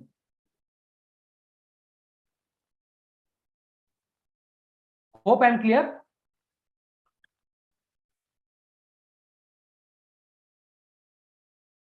So these are the three clauses, 17, 16, and 18, where we will report this one amount. See, this is the very crucial thing to understand. It's not the one clause that will get impacted. It can be multiple clauses. And that's the point you need to remember, that, okay, which is the amount where it will be reported. Okay, cool. Then one of this question, other expenses contains expense of personal nature of 1 lakh rupees. It also contains 1 lakh rupees paid for the pest control charges for the office premises. However, the same amount was paid in cash fully upon completion of the service. Moreover, during the year, Mr. K paid an amount of 2 lakh in cash for the pest control charges, okay, of last year, for which expense and liability were already booked in last year, and fully deduction of the said expenditure was taken in the last year. So he paid First of all, 1 lakh for the personal, which is part of my expense. Then 1 lakh pest control current year and 1 lakh pest control previous year. These both are paid in cash. Where you will report? So where you will report this particular amount?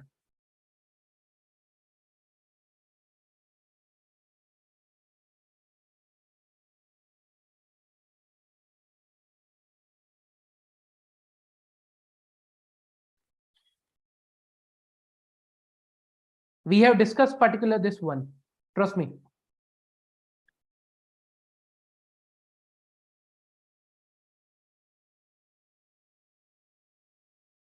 Correct, Rahul? Correct, Soham? Correct, Shailendra? Now you might be wondering, like, how we can remember so much of the details.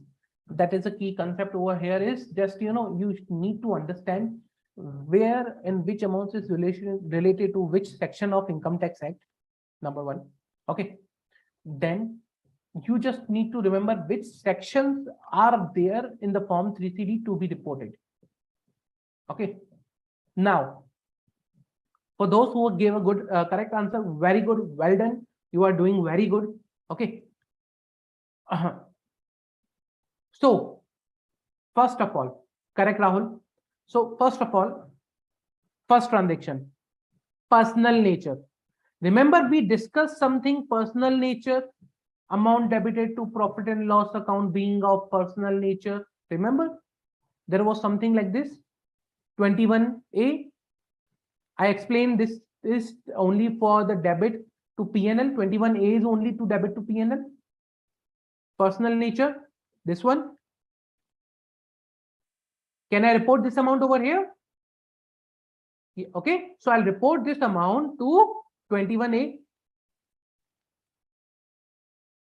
Good, I found 21A. Number 2, I paid 1 lakh rupees to the pest control in cash. Where I'll report? I'll report again in 21D A 40A3 for okay. So just to explain,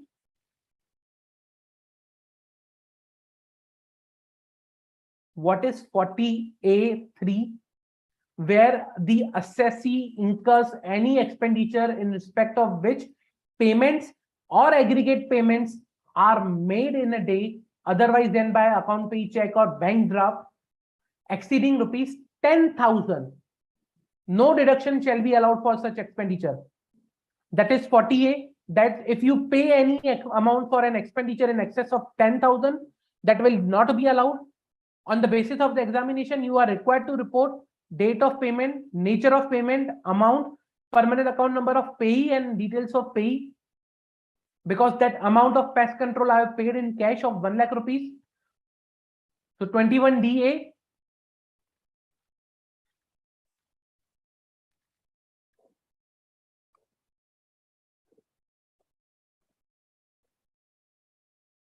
Clear? 21DA. Then I paid of previous year also in current year. Now we talked about 40A3 in form 3CD.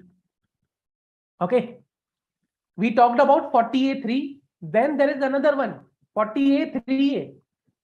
That is where an allowance has been made in the assessment year for any of the liability incurred by the assessee for any expenditure during any previous year, but has been paid in the current year by way of other than account pay check and bank draft or electronic mode. Okay, in excess of rupees 10,000, then that will be also be disallowed. Means cash payment of any liability of previous year in the current year in excess of 10,000 for which you have already taken a deduction will be disallowed. 40A3A. If such disallowance is there, you need to report it here. In my question, we paid 1 lakh rupees for the previous year for which full deduction was taken in the current year. So I need to report that amount.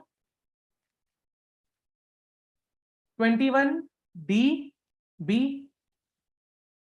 So these amounts will be reported in these particular clauses.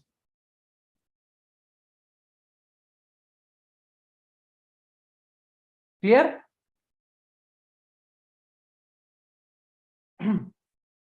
If you want to understand each and every section in detail for this particular clause, please refer to my lectures of tax audit of previous batch number 4, where we discussed in detail each and every section of clause, of form 3CD in detail.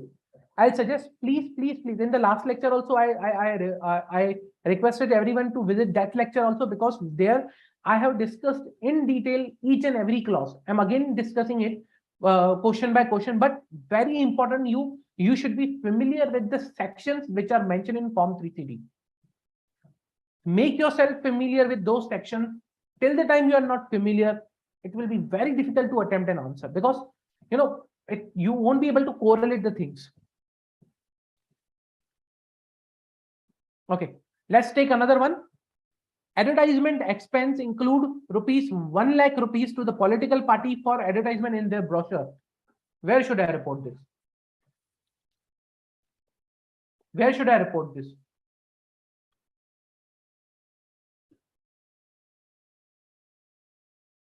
This is simple, trust me. This is very, very much simple.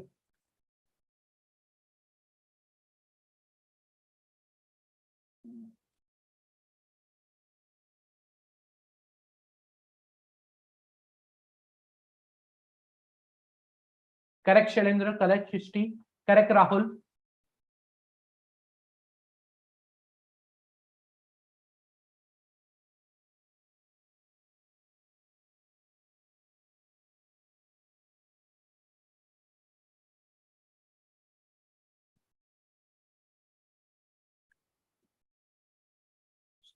So this amount again 21A.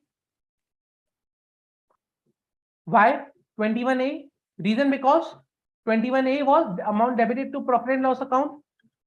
Advertisement expenditure published by political party for a souvenir, brochure, tract, pamphlet, anything which is published by a political party, and if I paid this amount, I need to report it.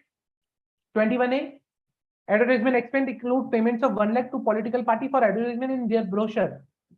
Qualifies 21A. Any doubt?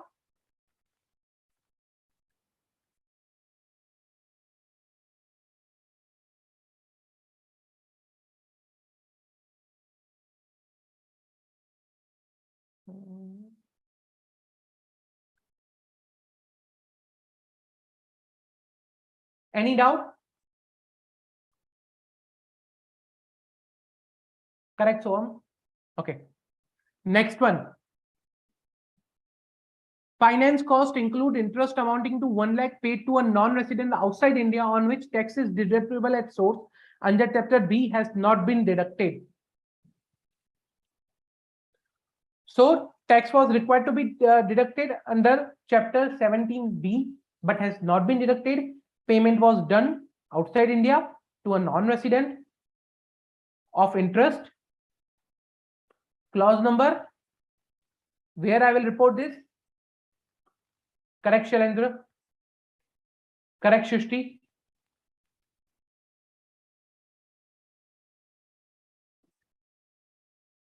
Correct, Kaushiki. Good, guys. Very good.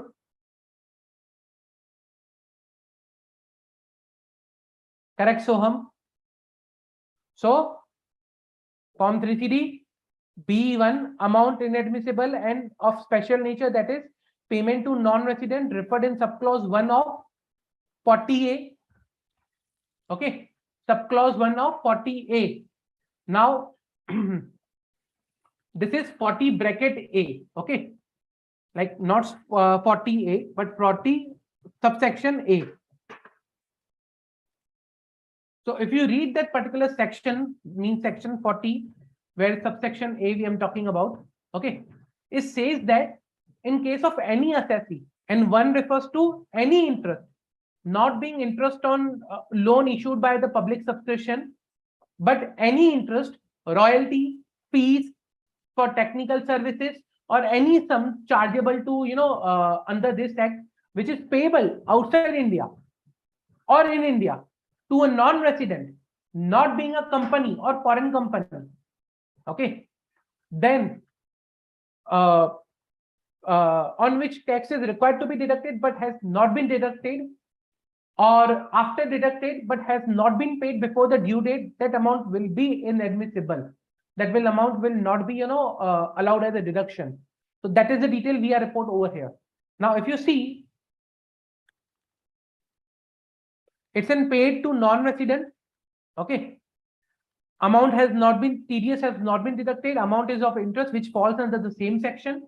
So I need to report this particular amount in clause 21B1.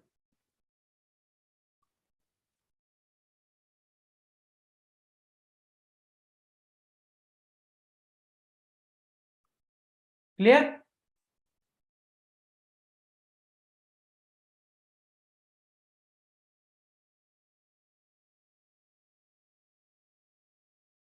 Any doubt? Any doubt till now? Also, other than this, there is one more clause, okay, which is one clause where this detail will be reported. There is one more clause, if anyone can specify. I know I haven't covered that one, but trust me, that is one more clause where we need to give the details of this particular thing. And if you can specify, very good, very, very good, I'll say.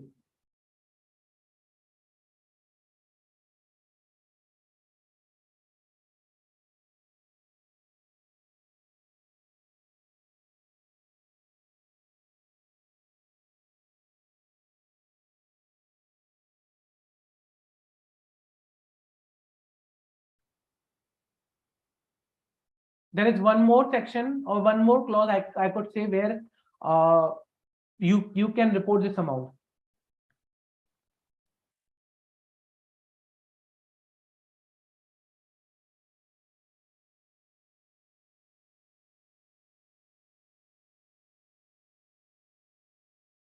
Absolutely correct, Soham. That's the clause 34B with respect to tax deduction and paid details. Okay. So under 34B, what is the scenario is 34A and 34B. What is the scenario is we report whether assessee is required to deduct and collect tax as per the provision of chapter 17B and 17BB, B TDS, BB TCS. Now what is that? Where we need to provide tax deducted and collected on account of what 10 numbers. Section, these are the sections under which we are required to collect. Nature of payment, it can be based on the section on which the nature of payment is there. Total amount or payment or receipt of such nature on which we are required to deduct tax. Total amount on which tax was required to be deducted or collected. So usually it is same, but in certain cases it will be different. Total amount on which tax was deducted or collected. So in this case, your interest will come here as an amount, but you will show 0 because the amount was not deducted or collected. Total amount of tax deducted or collected. Okay. Total amount of tax actually deducted or collected, again 0. So you haven't total amount, you haven't deducted or collected tax on any amount. So this is the total amount and this is the tax amount. It will be 0. Then total amount on which tax was deducted or collected as the rate specified. This will be not applicable. If it is a lower deduction, then this will come. Amount of tax deducted or collected on 8. 8 means this one. Lower deduction, basically. Tax on lower deduction. This is total amount of lower deduction. This is tax on lower deduction. And then total amount of tax deducted or collected, not deposited. If you are deducted and collected but not deposited, so it will come over here. So here you need to prescribe the details for the TDS also. like chapter 17B and 17BB. Plus, what you need to do is you need to give the details that the statement of tax deducted and collected that has been filed by assessee, like his TAN number, type of form, due date of furnishing, date of furnishing, whether the statement contains all the information about detailed transactions which are required, or which are required to be reported. If not, means if there is some details which are not reported in the particular statement, then you can give it here. For example, that interest, if that interest is not covered in your statement of TDS, then you need to disclose it here. And then whether assessee is liable to pay interest for the late payment. If yes, then this detail. So 34A, 34B, and 34C. You can report on 34A and B based on the scenario.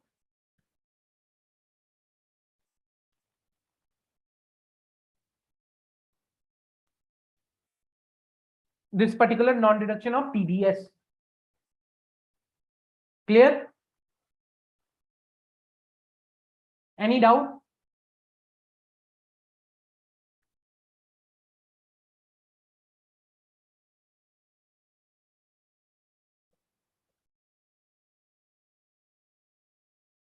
Any doubt?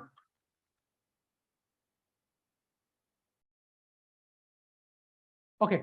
One last detail information that is there. Mr. Z appointed ANN Company Chartered Accountant as a tax auditor for the aforesaid period. Mr. K, a relative of Mr. N, the signing partner of ANN Company, obtained loan of rupees 45,000 Mr. Z during the said previous year. What to do with this information? Let's say, for example, if this information is there in your question, what you will do? Or if I reframe it, is Mr. N or ANN are disqualified from being appointed as a tax auditor? Sorry.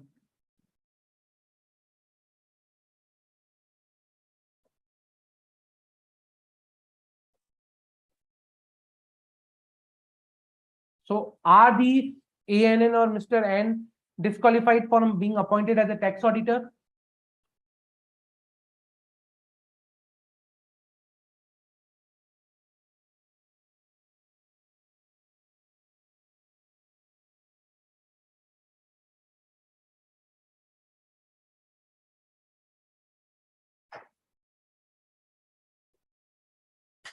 Okay, so the guys who are saying clause 23, payment to specified person of 40A2B, how this will be a specified person, 40A2B?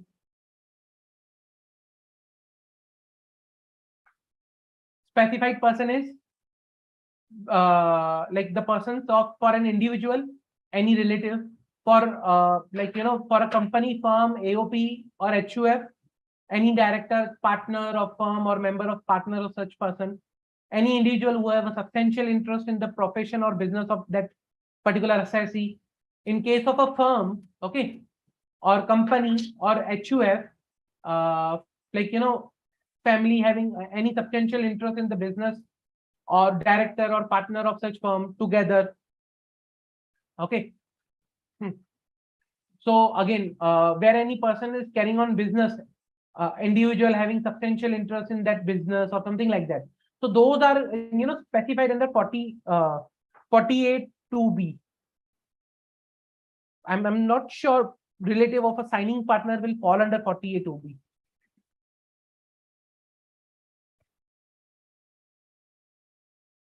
Number 2, clause 269 SS and 269 T and ST. It's about the loan taken. I'm saying here Mr. Z has provided the loan. We are not auditing Mr. K.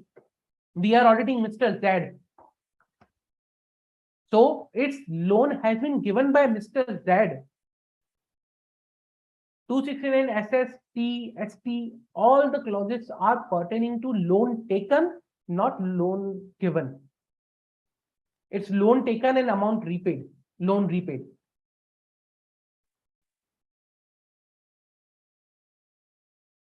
So my question revolves is that whether Mr. N or ANN and company is whether they are disqualified from being appointed as a tax auditor based on this F information.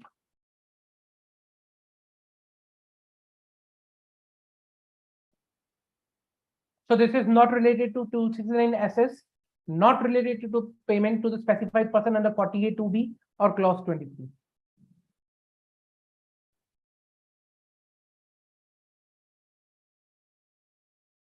Is this related to Mr. Is this, makes Mr. N or ANN disqualified from being appointed as a tax auditor? Something we discussed under section 288 of Income Tax Act, which was providing the details. Absolutely correct, Shrishti.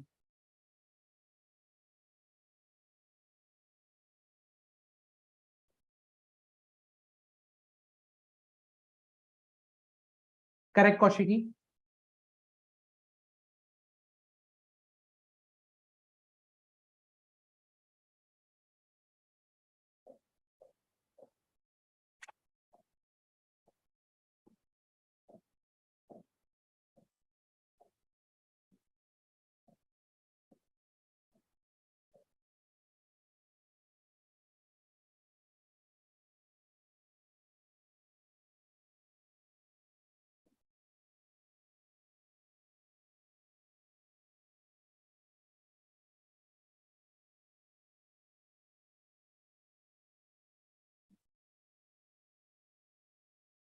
So let's go back to 288 to discuss this particular thing. We had a definition of accountant, but in that we have a condition specified under 288 that these person will not be counted under accountant. One of them was like if the person that the signing partner or the auditor is in debt to the assessee, but for the relative there was a limit of 1 lakh rupees. 1 lakh rupees, and hence this particular condition is less than 40,000, 45,000, hence the limit has not been crossed. So this is, they are still eligible to be appointed as an auditor.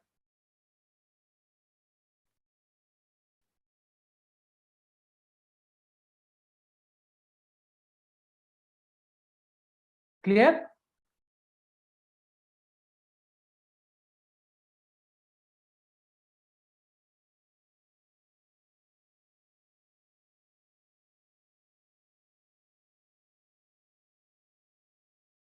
Okay. Shailendra, your question was this this type of business is given detail in clause 35. Means can you explain a bit? Because see, clause 35 is on basis of the quantitative details of stock for a manufacturing and a trading concern. If I show you quantitative details of stock like over there, so clause 35 talks about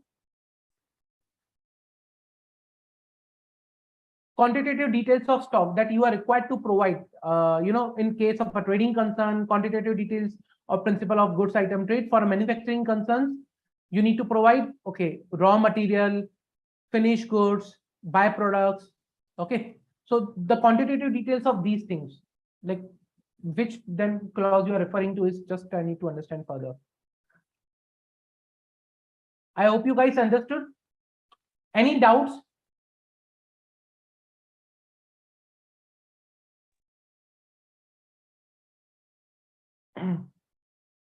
Yes, yeah. So yes, there will be, if this is a trading concern, I said, yeah, this is a trading of cloth and fabric. So the trading details will be there in 35. 35A is required to be reported based on this.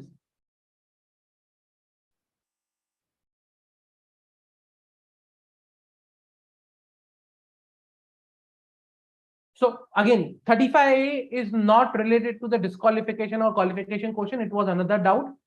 35A, what we are discussing over here is that one of the query was, this is a trading firm. So what clause 35A requires for a trading firm is to provide quantitative details of principal item of goods traded. So if this is a trading firm, then they need to provide the detail of opening stock, purchases during the previous year, sales during the previous year, and closing stock. So in this question, although it is not given in other information, still based on this particular information, trading of cloth and fabric, we need to report the quantitative details of 35A. But again, in this question, you are not been given the quantitative details. If there was a additional information, okay, this is the quantitative detail, then you would have reported in clause 35. Okay. So here in the current case, ANN is eligible for appointment of tax auditor because it is limit is not exceeding the prescribed limit mentioned in the provision. Clear? Any doubts till now? Any doubts?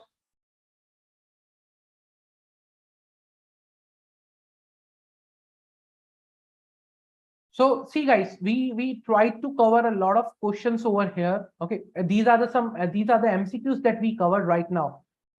They are just in the form of the MCQ, but we actually covered, you know, in detailed description over here. Also, there are more questions. I'll suggest you guys, please go through those questions, go through that form 3CD in detail. Okay. If you want to refer to the form 3CD's detailed lecture, the lecture is there in the batch 4, where you need to, you know, I have explained clause by clause, each and every clause of the form 3CD with the section explanation is there. Please go and refer that also. Also, if you are facing difficulty with respect to any of the section over here, I'll suggest please go through that income sections, because that is very necessary. It's not something, it's audit that you are not required to refer to the income tax, but in this particular scenario, you are. Okay.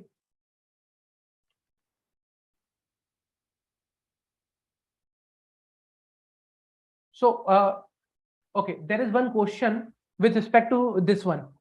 I have mentioned Mr. K, a relative of Mr. N, the signing partner. So that's how they are related. So the question was how they are related. So this is how Mr. K was related. Okay.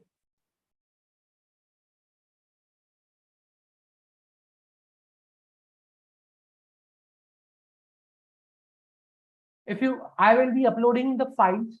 I will be uploading all these, you know, notes on the portal so that you can have an easy access to them. Usually that report I was talking about was on the ICI portal. If you go and search for, you know, what you say, like, you know, study on compliances and reporting in tax audit, you will find over there. So there is a taxation audit quality review board, which reviews these particular tax audits. And if they have, you know, they have published a report. So that is a good report to refer that will enhance your clarity on the, you know, material, on the matters which are required to be reported in the form 3CD. That's there on the ICI website or portal. Again, but having said that, please go through all the questions. Okay, like, you know, you have in your study module, or you appear for the mock test. That is very important. Refer to the sections, refer to the clauses. These are required to be mentioned. Remember, clause number, section number must be there in your answer. You should be able to, you know, correlate and provide the details of the clause in the section to explain your answer. That is very important. It's, you know, otherwise in this particular chapter, it is, you know, you should have a thorough understanding of these sections of income tax and thorough understanding of the clauses, what is it is required.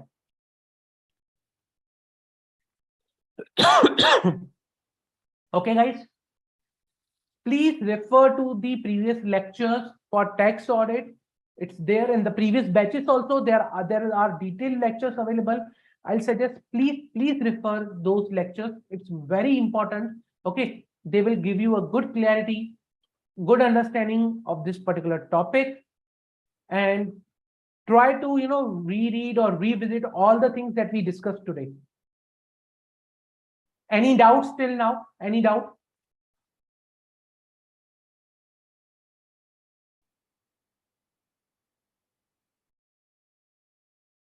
Any doubts?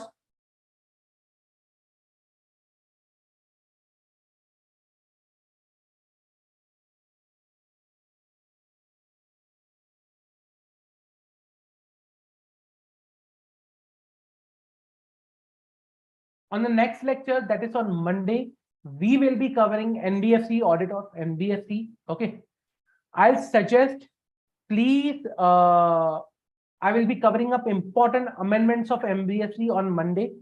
Important topic. There is a lot of amendments in that. Okay. We will be covering that amendments, and we will be covering the topic of audit of NBFC. Please be ready, read it thoroughly.